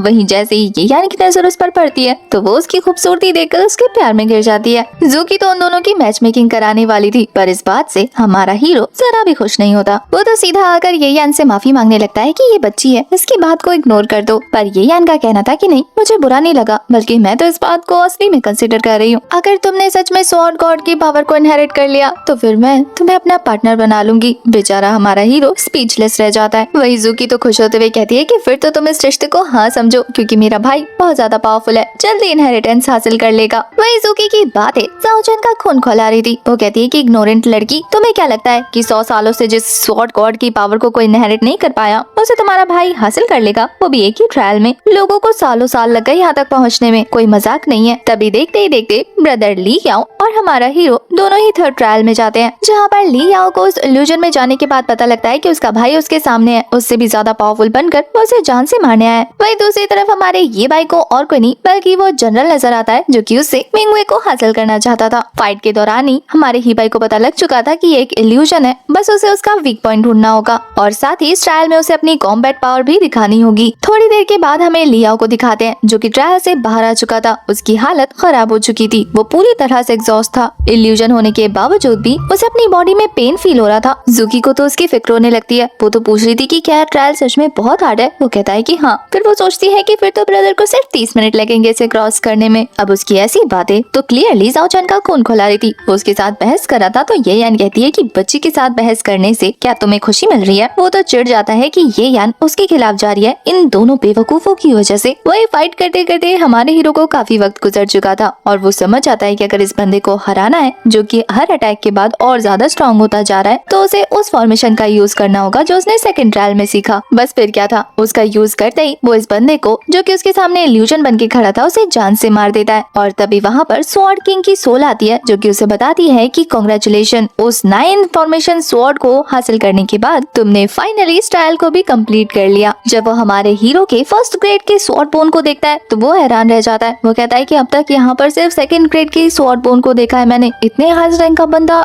यहाँ पर इस तरह से इस कंपटीशन को जीतेगा मैंने कभी सोचा नहीं था। हालांकि उसे काफी ज्यादा खुशी हो रही थी अपने स्वॉर्ड को हमारे हीरो को देने में, जिसमें उसकी जिंदगी भर की सारी टेक्निक्स पहले से ही मौजूद है। जैसे ही वो स्वॉर्ड ई भाई के हाथों में आती है तभी वो गार्डियन सोल आकर हमारे ये भाई को बताता है कि आज से ये बैम्बू फॉरेस्ट आपको बिलोंग करता है और मैं आपकी कही बातों को फॉलो करूंगा। ये जानकर कि आज से ये टेरिटरी उसकी है, वो कहता है कि क्या ये रॉयल सिटी की नहीं है। गार्डियन सोल बताती है कि नहीं, रॉयल सिटी यहाँ पर अपना क्लेम नहीं कर सकती। अब इस बात का जवाब वो आगे देता उससे पहले कहता है कि आपको वक्त रहते पता चल जाएगा। फिलहाल के लिए मैं आपको बैम्बू लिक्विड्स और 500 पुराने पर्पल बैम्बू फॉरेस्ट दिखाता हूँ। अब जब ये आपकी टेरिटरी है तो आपको पता होना चाहिए कि ट्रेजर्स कहाँ पर मौजूद है। वहाँ पर पहुँचने के बाद तो ये भाई ये देखकर हैरान था कि पूरा पूल मौजूद है जहाँ पर वो नहा सकता है, जो कि उसके मेरिडियंस को और भी ज्यादा एक्सपेंड कर देंगे। इधर वो ये खूबसूरत नजारा देख रहा था, वहीं दूसरी तरफ जूकी भी लाइक हम दोनों के पास 2 ड्रॉप मौजूद है, इसे कोई कैसे पी सकता है। और ये सुनकर लियाओ हैरानी के साथ उसे घूरने लगता है। वहीं दूसरी तरफ ये बाई को काफी डिस्कस्टेड फील हो रहा था कि इसे कोई कैसे पी सकता है जब ये नहाने के लिए। तो वो कहता है कि एक काम करो, मेरे दोस्तों के लिए 2 बोतल निकालो, उसके बाद मैं इसमें नहा लूंगा। हालांकि ये सुनकर ओल्ड मैन को उसकी बातों पर हंसी आ रही थी कि वो कैसा स्वॉर्ड गॉड है, उसे दूसरों की कितनी फिक्र है। पर बात लेने से पहले उस ओल्ड मैन का कहना था कि सबसे पहले आपने जो इनहेरिटेंस हासिल की है उसे समन तो कर लो। तो उसकी बात सुनने के बाद ये भाई जाता है और उस स्वॉर्ड को अपने सोल के साथ कनेक्ट करने लगता है, जहाँ उसके सबकॉन्शियस माइंड में एक बंदा आ गया था उसके साथ फाइट करने के लिए। उस बंदे को 10,000 से भी ज्यादा स्वॉर्ड टेक्निक आती थी और ये देखकर ये भाई खुश था। इधर दूसरी तरफ काफी देर हो चुकी थी, तो ये यान को साओचन अपने साथ ले जाने लगता है कि पक्का वो बेवकूफ हार गया होगा। ये सुनकर हमारी जुकी को गुस्सा आ जाता है कि तुमने ऐसा सोचा भी कैसे, और फिर वो उसके साथ बहस करने लग जाती है। तभी वहाँ पर ये भाई भी आ चुका था, जिसकी बॉडी से काफी तेज एनर्जी रिलीज हो रही थी। ये भाई को ये देखकर गुस्सा आता है कि साओचन उसकी बहन के साथ बदतमीजी कर रहा है, तो वो उसे माफी मांगने को कहता है। तो उन दोनों की बहस इतनी ज्यादा बढ़ चुकी थी कि फाइनली उन लोगों ने लड़ाई स्टार्ट कर दी थी, जहाँ साओचन के हमले को हमारे हीरो ने बड़े आराम से ब्लॉक कर लिया था। और ये देखकर ये यान को उसमें और ज्यादा इंटरेस्ट आने लगता है। इधर ये देखकर कि ये यान हमारी ये भाई से इम्प्रेस हो रही है, साओचन ने देखते ही देखते फाइट को और ज्यादा इंटेंस कर लिया था। लेकिन यहाँ पर हमारा हीरो ये भाई अभी अभी उसने जो टेक्निक सीखी थी वो उसी का यूज करता है। और ये देखकर ये यान को समझते देर नहीं लगती कि इसने स्वॉर्ड गॉड की पावर को इनहेरिट कर लिया। साओचन अब काफी ज्यादा गुस्सा हो चुका था और साथ ही एम्बेरस भी, तो वो एक जानलेवा हमला हमारे ये भाई की तरफ करता है और उसके बाद एक और पावरफुल अटैक प्रिपेयर करने लगता है ताकि वो उसे मार सके। ये यान उसे रुकने को कहती है पर वो इग्नोर कर देता है। और इसी बीच ये भाई सेकंड ट्रायल के दौरान उसने जो 9 फॉर्मेशन स्वॉर्ड टेक्निक सीखी थी उसी का यूज करके उस बंदे को बुरी तरीके से ट्रैप कर देता है। ये यान को तो लग रहा था कि ये भाई उसे जान से मार देगा, पर ये भाई का कहना था कि डोंट वरी, मैं उसे मारूंगा नहीं, लेकिन उसे सबक सिखाना जरूरी है। और ये भाई की बात बिल्कुल सही थी, वो काफी बुरी तरीके से इंजर्ड था और ये यान से नाराज भी, तो उन लोगों पर नखरे दिखाते हुए वहाँ से निकल जाता है। उसके वहाँ से जाने के बाद ये भाई उन लोगों को वहाँ से जाने को कहता है। वो कहता है कि अगर तुम यहाँ से चली गई तो इस जगह को सील कर दूंगा, अब मैं यहाँ का ओनर हूँ, तो अगर इसे सील नहीं किया तो मेरे पीछे से कोई भी इस पर कब्जा करने की ट्राई करेगा। ये बात पहले से ही ये यान को पता थी क्योंकि उसके फादर जनरल चीफ थे। वो कहती है कि उन्हें जैसे ही पता लगेगा कि कोई भी जो कि रॉयल फैमिली से बिलोंग नहीं करता उसने इस जगह को ऑब्टेन किया है, तो वो इस पर कब्जा करने की कोशिश करेंगे। अगर तुम मेरे साथ रहो तो शायद तुम इस चीज से बच जाओ। ये यान की बात में दम था और इसी बारे में ये वही सोच विचार करने लगता है। अब जैसे ही लियाओ इस बारे में सुनता है तो वो हैरान होते हुए कहता है कि अच्छा तो तुम ये यान हो, यानी कि स्टार किंग की वो बेटी जिसकी राइवल प्रिंसेस जियांग मिंगयू है। ये इतनी ज्यादा घमंडी थी कि बेचारी लियाओ के मुंह पर उसे बेइज्जत करते हुए कहती है कि तुम मेरे बारे में बहुत कुछ जानते हो, लेकिन अफसोस मुझे तुम में जरा भी इंटरेस्ट नहीं। अब ये देखकर तो ये भाई भी पीछे नहीं हटता, वो भी उसे कह देता है कि मुझे भी आप में इंटरेस्ट नहीं है, तो अगर आप चाहें तो आप यहाँ से जा सकती हैं। हमारी जुकी को बहुत बुरा लगता है कि ये तो इतनी ज्यादा सुंदर है, फिर आपको इसमें इंटरेस्ट क्यों नहीं है। ये भाई अपनी सिस्टर को प्यार से समझाता है कि इसका सुंदरता से कोई लेना देना नहीं, मैं ऑलरेडी किसी को पसंद करता हूँ और उसका नाम मिंगवे है। सुनकर बेचारे ये यान को बुरा तो काफी लगता है कि अपने राइवल के हाथों फिर से हार गई, तो वो पूछती है कि तुम्हें वो पसंद क्यों आई। ये भाई ये कहकर उसे चुप करा देता है कि ये मेरा पर्सनल मैटर है, तो मैं इसके बारे में किसी को नहीं बताना चाहता। वो मुझे पसंद करती है, मैं उसे पसंद करता हूँ, इतना काफी है। बेचारी अपना छोटा समूह लेकर वहाँ से जल्दी बनती है, ये कहते हुए कि अगर कभी भी मेरी जरूरत हो तो मुझे याद कर लेना, मेरा नाम तो पता ही होगा ना। उसके वहाँ से जाने के बाद हमारा ये भाई काफी एक्साइटेड होकर अपने दोस्तों को बताता है कि मुझे तुम्हें कुछ दिखाना है, और फिर उनको लेकर बैम्बू स्प्रिंग पहुँच जाता है। वो जगह देखकर हमारा लियाओ काफी खुश था, पर वहीं जुकी को दिखाते हैं, वो तो स्प्रिंग में जाने से मना कर देती है, ये कहते हुए कि ब्रदर लियाओ को इसकी बहुत जरूरत है। मेरा क्या, मैं तो ऐसे ही ठीक हूँ। पर ये भाई के बहुत ज्यादा समझाने पर कि ये वाटर तुम्हारी स्पिरिचुअल पावर को और ज्यादा एनहांस कर देगा, तुम्हें ट्राई करना चाहिए। अपने भाई की बात कैसे टालती, कूद जाती है। उसके कूदने पर बाकी दोनों ये देखकर हैरान रह जाते हैं कि उसके पास 10 सेगमेंट स्वॉर्ड बोन है, जो कि 10 लाख कल्टीवेटर्स में से किसी एक के पास होती है, और इसी वजह से ये छोटी लड़की इतनी कॉन्फिडेंट है। और उसने सही कहा था, ये स्प्रिंग वाटर उसके लिए ज्यादा काम की नहीं है, क्योंकि ये स्वॉर्ड बोन ही अपने आप में बहुत खास है। वो जब बाहर आती है पानी से तो हमारा ये भाई उसे पूछता है कि क्या अब तुम अपनी आइडेंटिटी रिवील करोगी। वो फिर से मजाक में डालते हुए कहती है कि बिग ब्रो, मैं आपको हर्ट नहीं करूंगी, आप बस इस बात का ध्यान रखना कि मुझे अच्छी अच्छी टेक्निक सिखाना, क्योंकि मैं बहुत ही वीक हूँ। ये देखकर कि जुकी अभी भी कंफर्टेबल नहीं है, हमारा ये भाई उसे ज्यादा फोर्स नहीं करता, बल्कि वो लियाओ को कहता है कि जाओ जाकर तुम भी स्पिरिचुअल वाटर का मजा लो। वहीं जब लियाओ स्प्रिंग वाटर में जाता है तो उसे पता लगता है कि वो फाइनली 6 सेगमेंट स्वॉर्ड बोन हासिल कर चुका है, और इसका सारा क्रेडिट वो ये भाई को दे रहा था कि बिग ब्रो, आपको मुझसे कुछ भी चाहिए हो ना तो मांग लेना, मैं आपको रिप्ले जरूर करूंगा। पर ये भाई का कहना था कि उसकी जरूरत नहीं है, मेरे पास इससे भी अच्छा काम है जो तुम दोनों कर सकते हो, वो ये है कि मैं तुम दोनों को इनहेरिटेंस की सारी पावर सिखाऊंगा, टेक्निक्स भी, और उसे तुम लोगों को अच्छे से सीखना है। जू के अपने भाई को मना करते हुए कहती है कि बिग ब्रो वो आपको इतनी मेहनत से मिली है तो आप दूसरों में क्यों बांट रहे हैं, खैरात थोड़ी है। पर ये भाई का कहना था कि छोटी लड़की ये इनहेरिटेंस बहुत ज्यादा खास है, अगर सिर्फ मुझे पता होगा तो इसके खोने के चांसेस बहुत ज्यादा हैं। अगर ज्यादा लोगों को पता होगा तो इसे फ्यूचर जनरेशन तक पहुंचाना इजी हो जाएगा। उसकी बात में दम था तो वो दोनों तैयार हो जाते हैं। लियाओ भी लाइक मैं अपनी पूरी जान लगा दूंगा इसे सीखने में। इसके बाद हमें नेक्स्ट सीन में हमारी प्यारी मिंगवे को दिखाते हैं जो कल्टीवेट कर रही थी, फाइनली ब्रेक थ्रू कर लेती है और 6 टायर टेक्निक सीख चुकी थी। वहाँ पर उससे मिलने के लिए ये यान भी पहुँचती है जो कि काफी दिनों के बाद उससे मिलने आई थी। उन दोनों के आपस में बात करने की वजह से हमें पता लगता है कि मिंगवे ऑलरेडी 9th लेवल की स्वॉर्ड बोन के साथ पैदा हुई थी, इसी वजह से वो काफी जल्दी प्रोग्रेस कर रही है। अगर वो इसी स्पीड से करती रही तो जल्दी ही स्वॉर्ड किंग रियाल्म पर पहुंच जाएगी। वैसे यहाँ पर ये यान उससे पूछती है कि तुम्हारी शादी तो यिंग योंग से होने वाली है ना, पर वो साफ साफ बता देती है कि मुझे उसमें कोई इंटरेस्ट नहीं, मैं तो ऑलरेडी किसी और को पसंद करती हूँ। ये कंफर्म होते ही वो उससे पूछती है कि क्या तुम ये बाई को जानती हो। ये बाई का नाम सुनते ही तो मिंगवे खुशी से कूद पड़ती है कि क्या तुम्हारी मुलाकात उससे हुई। ये यान बता देती है कि हाँ,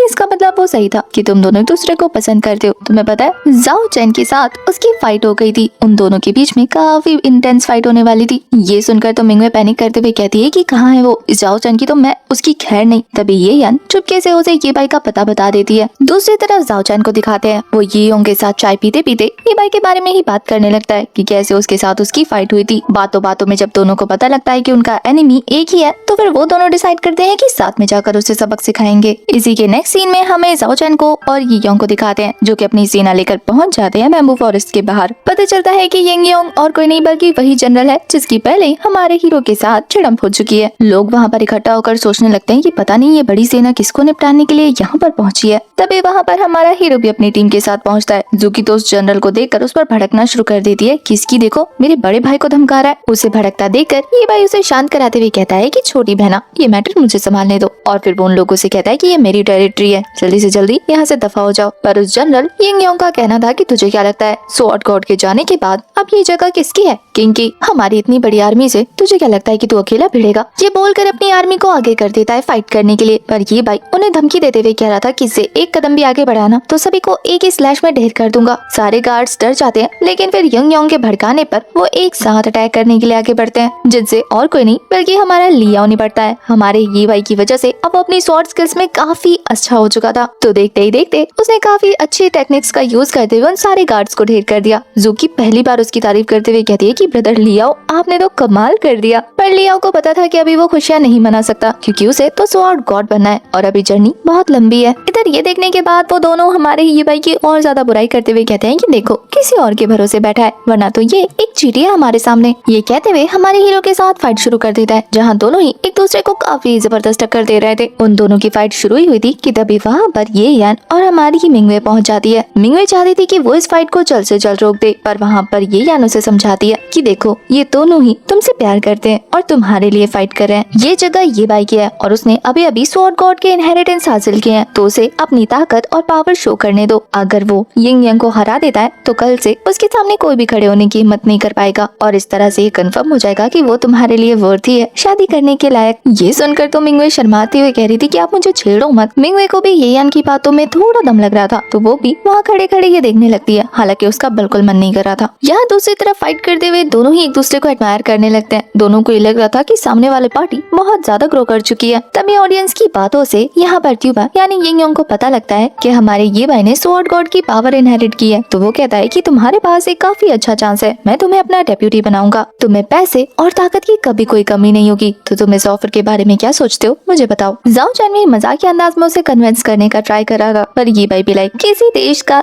सेनापति बनने में कौन सी खुशी मिलेगी, तुम मेरे पास आओ, मैं तुम्हें अनलिमिटेड ट्रेजर और काफी सारे माउंटेन का किंग बना दूंगा। उन्हें ये मजाक लगता है तो उनकी बातें सुनकर वो दोनों जोर जोर से हंसना शुरू कर देते हैं। उसकी बातें सुनकर तो ये यान को भी हंसी आ जाती है कि कितना मजाकिया है ये लड़का, पर मिंगवे कहती है कि नहीं वो झूठ नहीं बोल रहा, मैंने सारी चीजें आंखों से देखी है। अब ये जानकर ये यान और ज्यादा हैरान होती है कि ये दोनों एक दूसरे की टेरिटरी भी देख चुके हैं। इससे पहले की फाइट और ज्यादा कंटिन्यू होती तभी वहाँ मिंगवे आ जाती है और उसे देखकर सभी गार्ड्स उसे बो करने लगते हैं और हमारा हीरो वो शर्मा जाता है। यहाँ पर जनरल काफी कोशिश करता है कि वो हमारे हीरो को फंसा सके झूठे इल्जाम में कि इसकी इन्वेस्टिगेशन करनी होगी। ये जगह किंग के अंडर आती है लेकिन मिंगवे के रहते वो ज्यादा कुछ नहीं बिगाड़ पाता, वो उसे डांट कर वहाँ से भगा देती है। बेचारा दांत पीसते हुए वहाँ से निकल जाता है। इसके बाद तो ये यान हमारे ये भाई से कहती है कि बताओ प्रिंसेस पहली बार यहाँ पर आई है, तुम अपने इस पैलेस को नहीं दिखाओगे। वो उसे पूरे बैम्बू फॉरेस्ट का टूर करा रहा रहा था, जबकि काफी ज्यादा ऑकवर्डली वो स्माइल कर रहा था। उसे समझ नहीं आ रहा था कि उसे किस टॉपिक पर बात करनी चाहिए। उन दोनों की ऑकवर्डनेस को खत्म करने के लिए ज़ूकी उन्हें चाय पर ले जाती है। वहाँ पर वो दोनों बात करते हैं कि उन्हें एंशिएंट रून्स में जाकर काफी और ट्रेजर्स पर ध्यान देना चाहिए। हालांकि इस बारे में ये भाई का कहना था कि उसे यहीं से वापस लौट जाना चाहिए, पर फिर मिंगवे के समझाने पर वो वहाँ जाने के लिए तैयार हो जाता है क्योंकि उसे और भी ज्यादा पावरफुल होना था। अब नेक्स्ट सीन में हमारी मिंगवे से मिलने उसके फादर आते हैं, जिन्हें की यिंग योंग ने सब कुछ बता दिया था। तो यहाँ पर मिंगवे को यिंग योंग पर काफी गुस्सा आता है। उसके फादर तो उसका बाहर निकलना ही बंद कराने वाले थे, उसे चुपचाप यिंग योंग से शादी करने को कहते हैं। पर मिंगवे बहुत ज्यादा चालाक थी, वो बड़े ही आराम से अपने फादर को एक डील करने को रेडी कर लेती है, जिस डील का मतलब ये था कि हमारा हीरो एंशिएंट रूइंस में जाएगा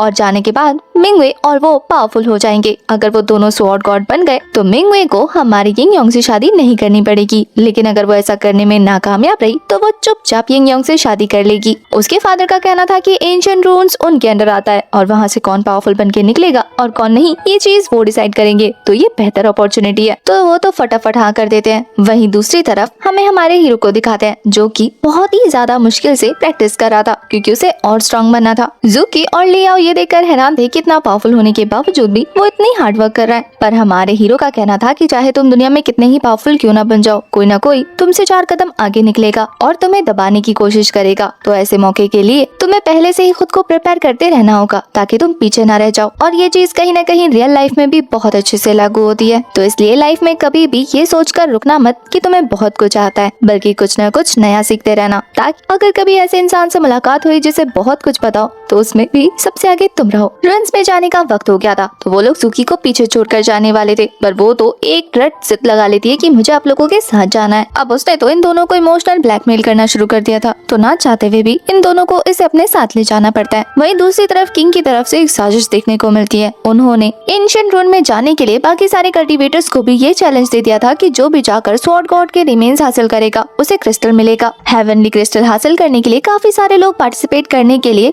किंग के पास पहुंचते हैं। जब हमारा हीरो वहां पहुंचता है तो उसे देखने को मिलता है कि कंपटीशन बढ़ चुका है, वो भी किंग की वजह से। पर इस बात से वो ज्यादा टेंशन नहीं लेता। रून्स के दरवाजे ओपन होने से पहले ही वहाँ पर एक पर्सन आता है जो कि उन्हें रूल समझा रहा था। तभी वहाँ ज़ूकी को पार्टिसिपेट करता देखकर बाकी सारे लोग उसे टारगेट करना शुरू कर देते हैं कि ये तो एक बच्ची है, आखिर वो क्रिस्टल हासिल करने के लिए रून्स में कैसे एंटर हो सकती है। अब किंग को भी ये बात गलत लग रही थी, लेकिन उसने फैंटम डीमन को मारा था जो कि उसकी क्राइटेरिया को कंप्लीट करता है, तो रूल्स तो ब्रेक नहीं हो पा रहे थे। इसी वजह से ऑफिशियली वो लोग कुछ नहीं कर पाते, बल्कि हमारी ज़ूकी को ब्लेम करना शुरू कर देते हैं। पर तभी हमारा हीरो आकर सामने से उसकी गारंटी लेते हुए कहता है कि मैं जानता हूँ कि वो बच्ची है, तो अगर उसे कुछ भी होगा तो रिस्पॉन्सिबिलिटी मेरी है, आप लोगों पर कोई उंगली नहीं उठाएगा। हालांकि ये देखकर हमारी ज़ूकी की ईगो हर्ट हो जाती है और वो कमांडर को चैलेंज करते हुए कहती है कि तुम्हें तो मैं रून्स में हराऊंगी। बाकी सारे लोग उसकी ये बोल्डनेस देखकर हैरान थे कि देखो कमांडर को चैलेंज कर रही है, पर उनकी बातों से तो ज़ूकी मैडम और गुस्सा होते हुए कहती है कि ठीक है, यहीं के यहीं फाइट करके देख लेते हैं कि मैं किसको चैलेंज कर सकती हूँ और किसको नहीं। जिसको भी लगता है कि मैं बच्ची हूँ वो आकर मुझसे लड़ कर देख ले। किंग भी इस मौके का फायदा उठाते हुए कहते हैं कि ठीक है, जो भी इस लड़की को हराएगा वो रून्स में एंटर होगा, जो नहीं हराएगा वो नहीं एंटर होगा, तो चैलेंज करने से पहले सोच लेना। तो ये देखकर एक बंदा सामने आता है और हमारी ज़ूकी उसे एक पंच में ही ढेर कर देती है। वहाँ पर ली कुआंग और ली मई भी गए थे। ली कुआंग का दिल था कि वो जाकर इस लड़की का घमंड तोड़े, लेकिन ली मई उसे शांत कराती है कि फिलहाल हमारा फोकस इनहेरिटेंस पर होना चाहिए, न कि इस लड़की पर। हमारी ज़ूकी ने देखते ही देखते काफी सारे कल्टीवेटर्स को हरा दिया था। ये देखकर किंग उसके टैलेंट से इतना इम्प्रेस होते हैं कि उसे अपनी अडॉप्टेड डॉटर घोषित कर देते हैं और ये कह देते हैं कि आज से मेरी बेटी के बाद तुम दूसरी प्रिंसेस हो। पर ज़ूकी मैडम के तो अलग ही तेवर थे। वो कहती है कि अडॉप्टेड डॉटर बनने के बाद मुझे कौन कौन से बेनिफिट्स मिलने वाले हैं। किंग उसकी बात पर मुस्कुराते हुए कहते हैं कि जो भी बेनिफिट्स मिंगवे को मिलेंगे वो सब कुछ तुम्हें मिलेंगे। वो तो खुश होते हुए उसे अपना फादर मान लेती है और फटाफट मिंगवे के पास पहुंच जाती है। ये सब देखकर यिंग योंग को काफी ज्यादा गुस्सा आता है, लेकिन वो अपना गुस्सा रून्स के अंदर एंटर होने के बाद ये बई पर उतारने वाला था। सारे कैंडिडेट्स के वहाँ आने के बाद किंग के ऑर्डर्स पर सभी लोगों को कैरेज में बिठाकर रून्स के बाहर पहुंचा दिया जाता है। फॉर्मेशन ओवर करके उन्हें वहाँ पर टेलीपोर्ट कर दिया जाता है, इस इन्फॉर्मेशन के साथ कि वहाँ पर तुम्हें बहुत सारे बीस्ट भी देखने को मिलेंगे, तो अपनी सेफ्टी का ध्यान खुद रखना। बीस्ट के बारे में सुनकर बाकी सारे कल्टीवेटर्स परेशान हो जाते हैं, लेकिन तभी यिंग योंग उनकी गारंटी लेते हुए कहता है कि तुम लोगों को मैं प्रोटेक्ट करूंगा, बदले में तुम्हें सारे इनहेरिटेंस ढूंढकर मुझे देने हैं और फिर मैं उन्हें बराबर ही डिस्ट्रीब्यूट कर दूंगा, जिसके लिए वो सारे मान जाते हैं। पर हमारी प्रिंसेस मिंगवे नहीं मानती, बल्कि वो तो हमारे हीरो को ज्वाइन करने करने वाली थी, पर यिंग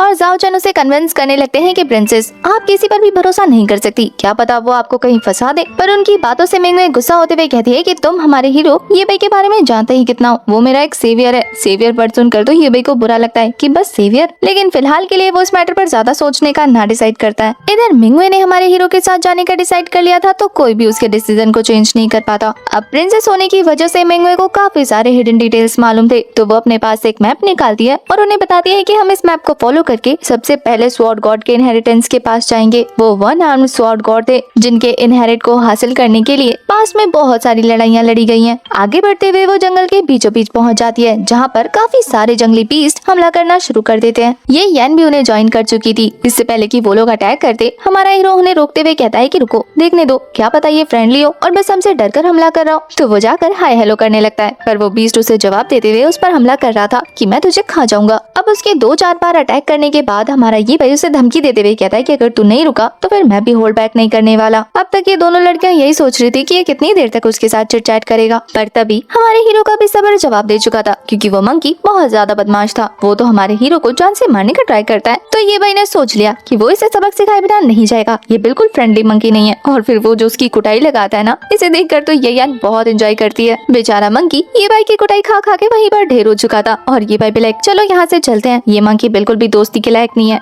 इसके बाद वो लोग जंगल को क्रॉस करते हुए रुइंस के अंदर पहुंच जाते हैं, जहाँ पर खंडर जैसी जगह पर लियो के पहुंचने पर उसे काफी स्ट्रॉन्ग स्वॉर्ड इंटेंट फील होता है। हालांकि ऐसा कुछ बाकियों को महसूस नहीं हो रहा था। ये यान तो इस बारे में बोल भी देती है कि मुझे तो कुछ फील नहीं हो रहा, लेकिन लियो का कहना था कि उसे यहाँ पर कुछ न कुछ जरूर मिलेगा। अब वो इस स्वॉर्ड इंटेंट का यूज करके कल्टीवेशन करने वाला था। तो ये भाई कहता है कि ठीक है, फिर तुम आगे चलो, हम तुम्हारी प्रोटेक्शन के लिए पीछे रहेंगे। पर वो उन लोगों को वहाँ से जाने को कह देता है, क्योंकि उसे ये मामला पूरी तरह से खुद हैंडल करना था, उसे आगे बढ़ना था। उसका कहना है कि एक दिन मैं स्वॉर्ड गॉड बनूंगा, तो ऐसी छोटी मोटी प्रॉब्लम से मुझे खुद ही डील करना सीखना होगा। अगर तुम ऐसे ही प्रोटेक्ट करते रहे तो फिर मैं कभी ग्रो नहीं कर पाऊंगा। उसके बाद ये भाई अच्छे से समझ गया था, तो वो ग्रुप के साथ वहाँ से निकल जाता है। उनके वहाँ से जाते ही हम एक पोजेस सोल को दिखाते हैं, जो कि काफी बुरी तरीके से डेमोनिक पावर रिलीज करते हुए ली याओ की तरफ बढ़ने लगती है। ली याओ भी अपनी स्वॉर्ड टेक्निक्स के साथ पूरी तरह से तैयार था, तो वो उसे देखते ही उस पर अटैक करना शुरू कर देता है। हालांकि उस सोल्जर्स के साथ फाइट करते हुए उसे बहुत बुरी तरीके से इंजरीज हो रही थी, पर उसके डिटर्मिनेशन को देखने के बाद ये भाई समझ गया था कि ये लड़का इस मामले को खुद ही संभाल लेगा। जहाँ आगे बढ़ने पर उन्हें 7 स्वॉर्ड स्टोन वाले टेबल नजर आते हैं। वहाँ पर मौजूद ऑडियंस इस बारे में बात करी थी कि जो कोई भी स्वॉर्ड किंग लेवल पर पहुँच गया है, वो यहाँ पर मौजूद एक एक पत्थर की टेक्निक्स को सीखेगा। जब वो एक बार में 7 स्टोन की टेक्निक सीख जाएगा तो फिर उसे स्वॉर्ड गॉड बनने से कोई नहीं रोक सकता। लेकिन ये बहुत ही मुश्किल है, हर कोई 5वें और 6ठे स्टील पर जाकर रुक जाता है। उस जगह पर पहले से ही जाओ जैन और यिंग यांग के लोग मौजूद थे, जो कि ऑलरेडी स्टील की टेक्निक्स को ट्राई करते करते 6ठे स्टील तक पहुंच चुके थे। प्रिंसेस और ये यान को वहां देखकर वो दोनों ही खुश हो जाते हैं, जिन्होंने इस प्रोसेस को करना शुरू कर दिया था। पहले स्टील पर जाते ही उन लोगों ने बड़े आराम से उसकी टेक्निक मास्टर कर ली थी। धीरे धीरे वो लोग 3rd स्टील तक पहुंच जाते हैं, और ये देखकर ऑडियंस भी लाइक ये प्रिंसेस है ना, इसी वजह से इनके लिए प्रोसेस और भी ज्यादा इजी हो जाता है। पर उसी बीच हमारी ज़ूकी भी हमारे हीरो से कहती है कि आपको भी ट्राई करना चाहिए। वैसे उसे ये दोनों लड़कियां काफी पावरफुल और सुंदर लग रही थी, वो तो कहती है कि दोनों से शादी कर लो। पर हमारा ये भाई उसे चुप करा देता है, क्योंकि उसकी फैंटेसी काफी दूर तक जा रही थी। अब उन दोनों लड़कियों ने टेक्निक मास्टर करते करते 5th स्टील क्रॉस कर लिया था, लेकिन जैसे ही वो 6ठे के पास पहुंचती है, उसका स्वॉर्ड इंटेंट इतना ज्यादा स्ट्रॉन्ग होता है कि वो लोग इस पिलर के पास जा ही नहीं पाते। वो काफी स्ट्रांगली उन्हें खुद से दूर पुश करता जा रहा था, और इसी वजह से वो हार मानकर वहाँ से वापस लौट जाते हैं। हालांकि खुद को सबसे ज्यादा पावरफुल कहने वाला यिंग यांग भी 7वें पत्थर के पास जाकर रुक जाता है, क्योंकि वो उसे अपना टेक्निक नहीं देती, तो बेचारे को उल्टी मुंह की खानी पड़ती है और वापस आना पड़ता है। उन लोगों को वापस आता देखकर उन्हें लगता है कि कोई भी इस टेक्निक को हासिल नहीं कर पाएगा। लेकिन तभी ज़ूकी हमारे ये भाई से कहती है कि क्यों ना ब्रो आप चेक करो, मुझे पूरी गारंटी है कि आप आराम से सारी टेक्निक मास्टर कर लेंगे। ये देखकर ये भाई भी लाइक तुम्हें तो मुझ पे इतना भरोसा है जितना मुझे खुद पर नहीं है। और फिर ज़ूकी के काफी ज्यादा पुश करने पर वो फाइनली चला जाता है, जहाँ वो काफी जल्दी टेक्निक सीख रहा था। ये देखकर तो ऑडियंस भी हैरान थी कि इतनी जल्दी आज से पहले उन्होंने किसी को टेक्निक मास्टर करते हुए नहीं देखा। ये भाई के लिए 3 स्टोन क्रॉस करना मानो बच्चों का खेल हो। 4थे स्टोन के पास जाकर उसे पता लगता है कि उस स्टील के अंदर सोल चेजिंग 7 स्वॉर्ड टेक्निक मौजूद है, जो कि खुद में ही काफी पावरफुल स्किल है। उसे मास्टर करने में तो उसे कुछ सेकंड्स लगते हैं। ये यान जो कि 5th स्टील से वापस आ गई थी, वो तो कहती है कि अगर ये इसी स्पीड से बढ़ता रहा तो 6ठे तक तो पलक झपकते ही पहुंच जाएगा। और ये देखकर मिंगवे भी लाइक 6ठे तक, मुझे तो लगता है कि 7वां भी क्रॉस कर लेगा। ये देखकर तो यिंग यांग को खून खौल रहा था। वो कहता है कि इसको जल्द से जल्द जान से मारना होगा, क्योंकि उसने इसके बारे में इन्वेस्टिगेशन कराई तो उसे पता चला कि ये लड़का जिसकी आइडेंटिटी पूरी तरह से गायब है, इतने सालों से एक ओल्ड मैन के पास रहकर ही ही कल्टीवेशन कर रहा था।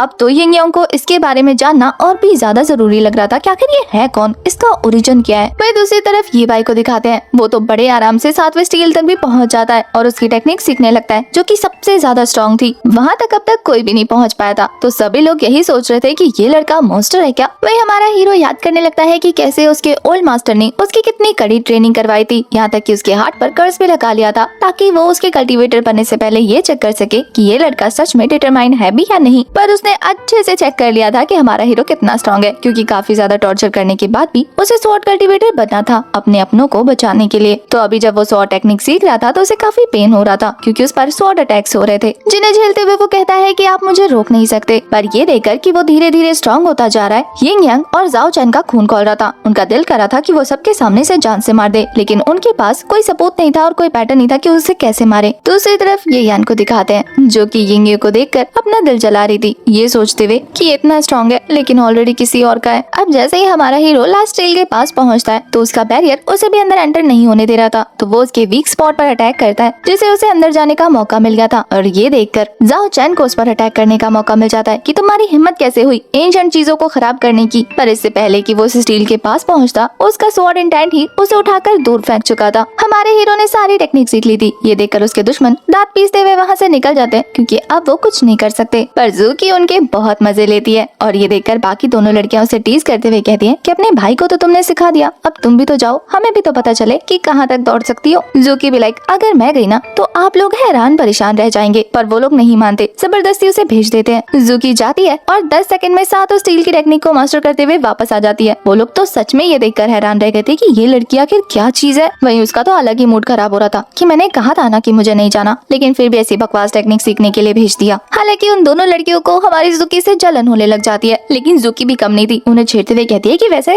आप फिक्र मत कीजिए, ये टेक्निक मेरे लिए बकवास है लेकिन आप दोनों के लिए काफी अच्छी है, आप लोगों ने अच्छा काम किया। अब उन दोनों को तो लग रहा था कि कोई उन्हें थप्पड़ मार रहा है। वो कहती है कि मेरा बड़ा जोर से किसी को मुक्का मारने का मन कर रहा है। हमेशा शांत रहने वाली मिंगवे भी लाइक, मेरा भी। ज़ूकी तो डर के मारे ये भाई के पीछे छुप जाती है और वो उन दोनों लड़कियों को शांत कराते हुए और आगे बढ़ने लग जाता है, जहाँ जंगल के अंदर पहुँचने पर काफी सारे बीस्ट उन पर हमला कर रहे थे और मिंगवे उन्हें एक एक पंच मारकर ढेर कर देती जा रही थी। एक बीस्ट को हमारा हीरो संभालता है, वो तो कहता है कि ये लोग बहुत स्ट्रॉन्ग है, तुम तो बड़ी देर से नहीं संभाल रही हो, लेकिन क्या तुम्हें नहीं लगता कि हम इन्हें फिजूल में मार रहे हैं। पर मिंगवे भी लाइक, ये लोग काफी सालों से आइसोलेटेड है और इसी वजह से इन लोगों ने खुद को बहुत ज्यादा स्ट्रॉन्ग कर लिया है, तो ये लोग इंसानों के साथ दोस्ती नहीं निभाएंगे बल्कि उन्हें खा जाएंगे। ये यान ये भाई को छेड़ते हुए कहती है कि पर अगर तुम्हें हमारी बात पर भरोसा नहीं है तो तुम फिर से इनसे दोस्ती करने का ट्राई कर सकते हो। पर हमारा ये भाई भी लाइक, नहीं नहीं, मैंने एक बार ट्राई कर लिया, ये लोग दोस्ती नहीं समझते, तो मैं दोबारा रिस्क नहीं लूंगा, आप लोगों को जो ठीक लगे वो करो। इसके बाद वो लोग आगे बढ़ते, उससे पहले ही ज़ूकी उन्हें टोकते हुए कहती है कि कहीं हम लोग गलत डायरेक्शन में तो नहीं जा रहे। ये भाई के पूछने पर कि तुमने ऐसा क्यों कहा, वो बताती है कि स्वॉर्ड इंटेंट दूसरी तरफ से आ रही है और वो भी काफी ज्यादा स्ट्रॉन्ग। पर मिंगवे को उसकी बात पर यकीन नहीं हो रहा था, लेकिन ये भाई भी ज़ूकी का ही साथ देता है। ये देखकर ये यान मिंगवे को छेड़ते हुए कहती है कि तुम अपनी सिस्टर इन लॉ से हार जाओगी हर बार। अब ना चाहते हुए भी उन लोगों को हमारे हीरो को फॉलो करना पड़ता है, जो लोग उसे दूसरी डायरेक्शन में ले आए थे। ज़ूकी का गैस बिल्कुल सही था। देखते ही देखते वहाँ पर काफी सारे पपेट सोल्जर्स आ जाते हैं, जिनसे ये भाई लड़ने का सोच ही रहा था कि ये यान अपनी ताकत शो करने के लिए फटाक से मैदान में कूद जाती है और एक ही थंडर स्वॉर्ड स्लैश से उन लोगों को निपटा देती है। और फिर वो मिंगवे से कह रही थी कि सिस्टर क्यों ना हम अपनी गर्ल्स पावर दिखाएं, और फिर दोनों ने एक एक करके वहाँ पर काफी सारे सोल्जर्स को निपटा दिया था। ये भाई तो ताली बजाकर उन दोनों की तारीफ करने लगता है कि दोनों कमाल की स्वॉर्ड आर्टिस्ट हो। पर यहाँ ज़ूकी हमारी मिंगवे को छेड़ने के लिए हमारे हीरो से पूछती है कि ब्रो, आपको इन दोनों में से कौन सी लड़की का फिगर ज्यादा अच्छा लगा फाइट करते हुए। वो भी समझ जाता है कि ज़ूकी क्या करने की कोशिश करी है, तो कहता है कि ये यान वो काफी ज्यादा औसम लग रही थी। उनका ये पैतरा काम कर जाता है। बेचारी मिंगवे का दिल कर रहा था कि इसी स्वॉर्ड से वो हमारे हीरो का सर ही फाड़ दे। दूर से उन लोगों पर जाओ चैन, यिंग यांग और उनकी पार्टनर उन पर नजर रख रहे थे। वो लोग एक प्लान बनाते हैं। वो मास्क गर्ल बताती है कि मैंने यहाँ पर एक हाइकिंग लेवल के पपेट को नोटिस किया है, मैं चाहती हूँ कि हम क्यों ना उसे डिस्ट्रैक्ट करते हुए इन लोगों की तरफ भेज दें। जब वो अचानक से ये भाई पर हमला करेगा तो वो उसके साथ बिजी हो जाएगा और पीछे से हम उसे निपटा देंगे। वैसे भी किंग लेवल पपेट इतना ज्यादा स्ट्रॉन्ग होगा कि उसके साथ फाइट करने में उसकी खुद की हालत बहुत खराब हो चुकी होगी। पर वो समझ आते कि अगर वो एक किंग लेवल पपेट को भेजेंगे तो फिर बाकी सभी लोग साथ में मिलकर उसे आराम से हरा देंगे, तो उन्हें 2-3 भेजना होगा। उनके इसी प्लान के साथ आगे बढ़ने के साथ हमें दूसरी तरफ ये भाई और उसकी टीम को दिखाते हैं। सारे पपेट्स को हराने के बाद वो जैसे ही टेंपल के अंदर जाते हैं, उन्हें वहाँ पर एक स्वॉर्ड मिलती है। वो लोग उस स्वॉर्ड के बारे में डिस्कशन कर ही रहे थे कि तभी अचानक से वो किंग लेवल पपेट उन पर हमला कर देता है, जिसे हमारा ये भाई रोकने लग गया था। डरने की बजाय वो तो एक्साइटेड हो जाता है कि चलो इतने पावरफुल एनिमी से फाइट करने को मिलेगा। मिलेगा। वो तो ये सोच रहा था कि अगर किंग लेवल का पपेट यहाँ पर है तो इसका मतलब ट्रेजर्स और इनहेरिटेंस भी यही होंगे। उस पपेट के साथ फाइट करते हुए तो हमारा ये भाई उन्हीं टेक्निक्स का यूज करा था जो उसने हाल ही में सीखे। ये देखकर तो वो लड़कियां और ज्यादा खुश हो जाती हैं कि पता नहीं ये लड़का क्या चीज है, अभी की अभी सीखी हुई टेक्निक को इतनी जल्दी मास्टर कर लिया। अगर ये इसी तरीके से आगे बढ़ता रहा तो हमें तो बड़े आराम से पीछे छोड़ देगा। ऐसा लगता है कि हम इसके साथ साथ प्रोग्रेस नहीं कर पाएंगे। अब उन दोनों लड़कियों को अपनी पावर को लेकर परेशान होता देखकर ज़ुकी उन्हें कहती है कि आपको पता है आपके और मेरे बड़े भाई के बीच में सिर्फ एक ही डिफरेंस है, अगर आप वो डिफरेंस क्लियर कर लो तो आप भी उनकी तरह प्रोग्रेस कर पाओगी। और फिर उनके पूछने पर कि क्या, वो आराम से उनको उनकी गलती बता देती है जो कि उसके ग्रैंडपा ने उसे कभी सिखाया था। वो दोनों लड़कियां भी देखकर हैरान थी कि इसे कितनी नॉलेज है। हालांकि वो लोग ज़ुकी की बातें अच्छे से समझ गए थे और इस पर काम करने का डिसाइड करते हैं। हमारे हीरो ने जैसे ही उस किंग लेवल पपेट को हराया था तभी एक फीमेल गोरिल्ला कर उस पर हमला करना शुरू कर देती है, ये कहते हुए कि मेरी टेरिटरी में तेरी घुसने की हिम्मत कैसे हुई। तीनों लड़कियां ये देखकर हैरान परेशान हो जाती हैं। उस गोरिल्ला के अचानक हमले को रोकते हुए हमारा ये भाई बाकी लड़कियों को प्रोटेक्ट करने लगता है, लेकिन वो उनसे कह रहा था कि तुम लोग यहाँ से निकल जाओ, इसे मैं संभाल लूंगा। और वो यहाँ से हिलती नहीं। ये कांड और किसी का नहीं बल्कि ब्लड चेरी वाली उस मस्कल का है। अचानक से जाओ चैन को याद आता है कि अरे उसकी पति तो वहाँ पर मौजूद है, अगर उस बीस ने उन पर हमला कर दिया तो। पर हमारा यिंग योंग बताता है कि जैसे ही वो नमूना मारा जाएगा वैसे ही हम जाकर लड़कियों को बचाकर उनके सामने हीरो बन जाएंगे। प्लान काफी अच्छा था लेकिन ये की भाई के खिलाफ था, इसलिए सक्सेसफुल नहीं होने वाला। दूसरी तरफ की भाई को दिखाते हैं, वो आराम से उस गोरिल्ला बीस्ट को कंट्रोल करते हुए कहता है कि ऐसी कौन सी दिक्कत आ गई जो तुम मेरे पीछे हाथ धोकर पड़ गई। उस गोरिल्ला के साथ बात करते हुए ये भाई को पता लगता है कि किसी ने उसके बेटे को मार दिया और उसकी जिम्मेदारी वो ये भाई के सर डाल रही है। उसे लग रहा है कि ये काम ये भाई का है क्योंकि यहाँ पर इकलौता फाइट करने वाला बंदा उसे वही नजर आ रहा है। तो वो कहती है कि मेरे बेटे को मारने की वजह से अब मैं तुम्हें भी जान से मार दूंगी।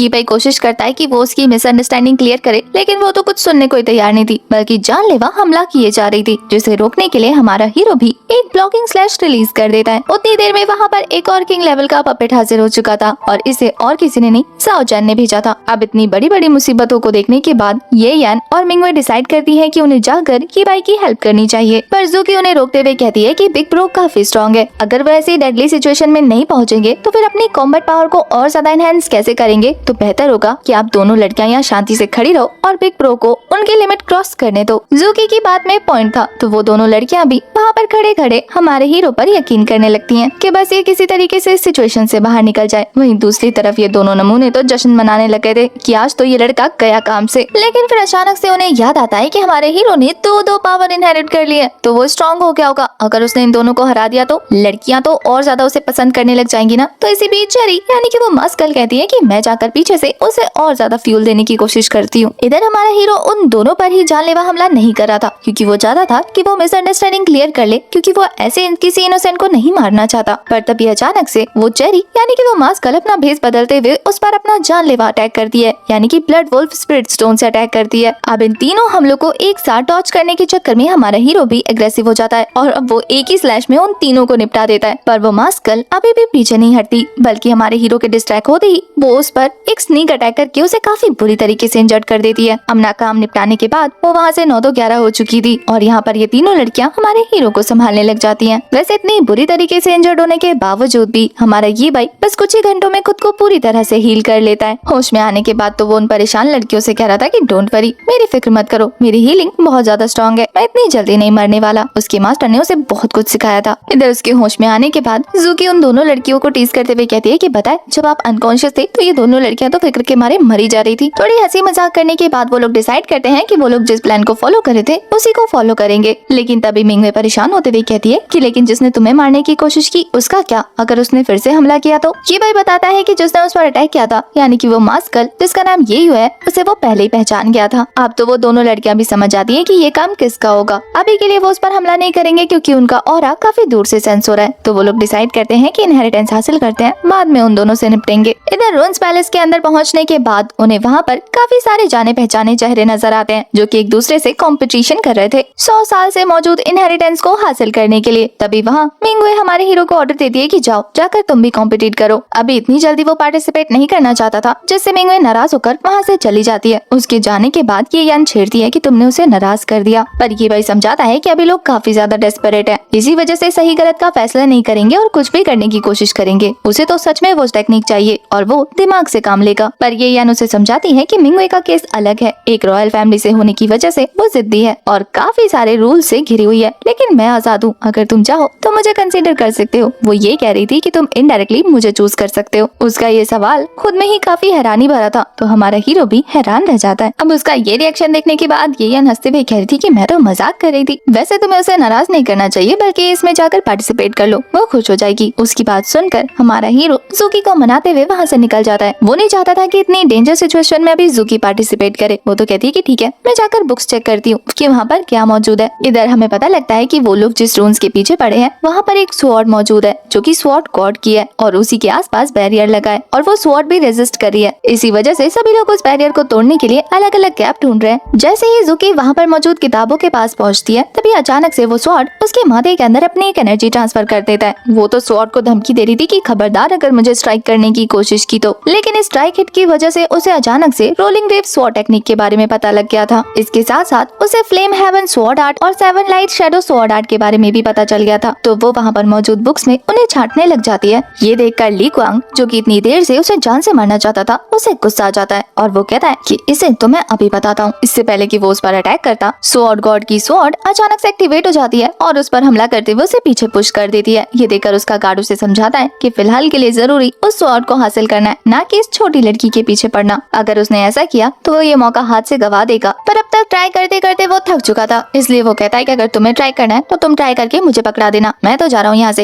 ये कर्स प्लेस मुझे बिल्कुल पसंद नहीं आया। उसके वहाँ से जाते ही हमें ज़ूकी को दिखाते हैं। उसने काफी बड़ा सा ट्रेजर बॉक्स हासिल कर लिया था। अब ये उसका होता उससे पहले ही वो मास्क गर्ल उसे डराने लगती है कि ये सारी चीजें हमारी हैं, तो खबरदार अगर इन्हें हाथ लगाया तो। जैसे कि वो बड़ा किसी से डरने वाली थी, इग्नोर कर देती है उसकी बात को और पूरा डब्बा उठाकर वहाँ से दूर रख देती है। इधर दूसरी तरफ हमारे मिंगवे नोटिस करती है कि यिंग योंग काफी पास पहुँच चुका है। अगर उसने ये स्वॉर्ड हासिल कर ली तो उसे अरेंज मैरिज करना पड़ेगा, तो उसे जल्दी जाकर इस स्वॉर्ड को हासिल करना होगा। लेकिन वो जैसे ही एक कदम आगे बढ़ाती है वो स्वॉर्ड रेजिस्ट करते हुए उसे पीछे धकेल देता है। तो ये यान को आकर उसे प्रोटेक्ट करना पड़ता है। उसे तो खुद को लेकर काफी सेल्फ डाउट होने लग गया था कि ये यान भी मुझसे ज्यादा ताकतवर है। तभी हमारी नजर की बाई पर पड़ती है। उसे भी काफी प्रॉब्लम हो रही थी उस स्वॉर्ड के पास जाने में, लेकिन वहीं दूसरी तरफ ज़ूकी को दिखाते हैं जो पलक झपकते ही उस स्वॉर्ड के पास पहुंचकर उसे हासिल कर लेती है, जैसे कि वो स्वॉर्ड खुद चाहता हो कि ज़ूकी उसकी मास्टर बन जाए। ये देखकर कि ज़ूकी ने बड़े आराम से स्वॉर्ड को हासिल कर लिया, वो सभी लोग हैरान थे कि ये हेवनली स्वॉर्ड क्या चाहती थी। पर अब तक ज़ूकी के टीममेट्स को पता लग चुका था कि बाकी सारे लोग उसे ये स्वॉर्ड हासिल करने के लिए उससे फाइट करेंगे, तो वो सारे उसे प्रोटेक्ट करने के लिए उसे घेर कर खड़े हो जाते हैं। मिंगवे ने तो यहाँ तक कह दिया था कि जो कोई भी ज़ूकी के पास आएगा वो सीधा रॉयल फैमिली से दुश्मनी मोल लेगा, लेकिन इसका कोई फायदा नहीं होता। हर कोई अलग अलग तरह से उसे मैनिपुलेट करने का ट्राई करने लगता है। मिंगवे इन सबसे फ्रस्ट्रेट हो चुकी थी। ये पाइप ये चीज नोटिस करता है तो वो सभी से कहता है कि आप लोग रूल्स कैसे तोड़ सकते हैं। हेवनली स्वॉर्ड ने खुद ज़ूकी को चूज किया है, तो ऐसे में बेहतर होगा कि सभी लोग गिव अप कर दें। लेकिन कोई भी गिव अप करने को तैयार नहीं होता,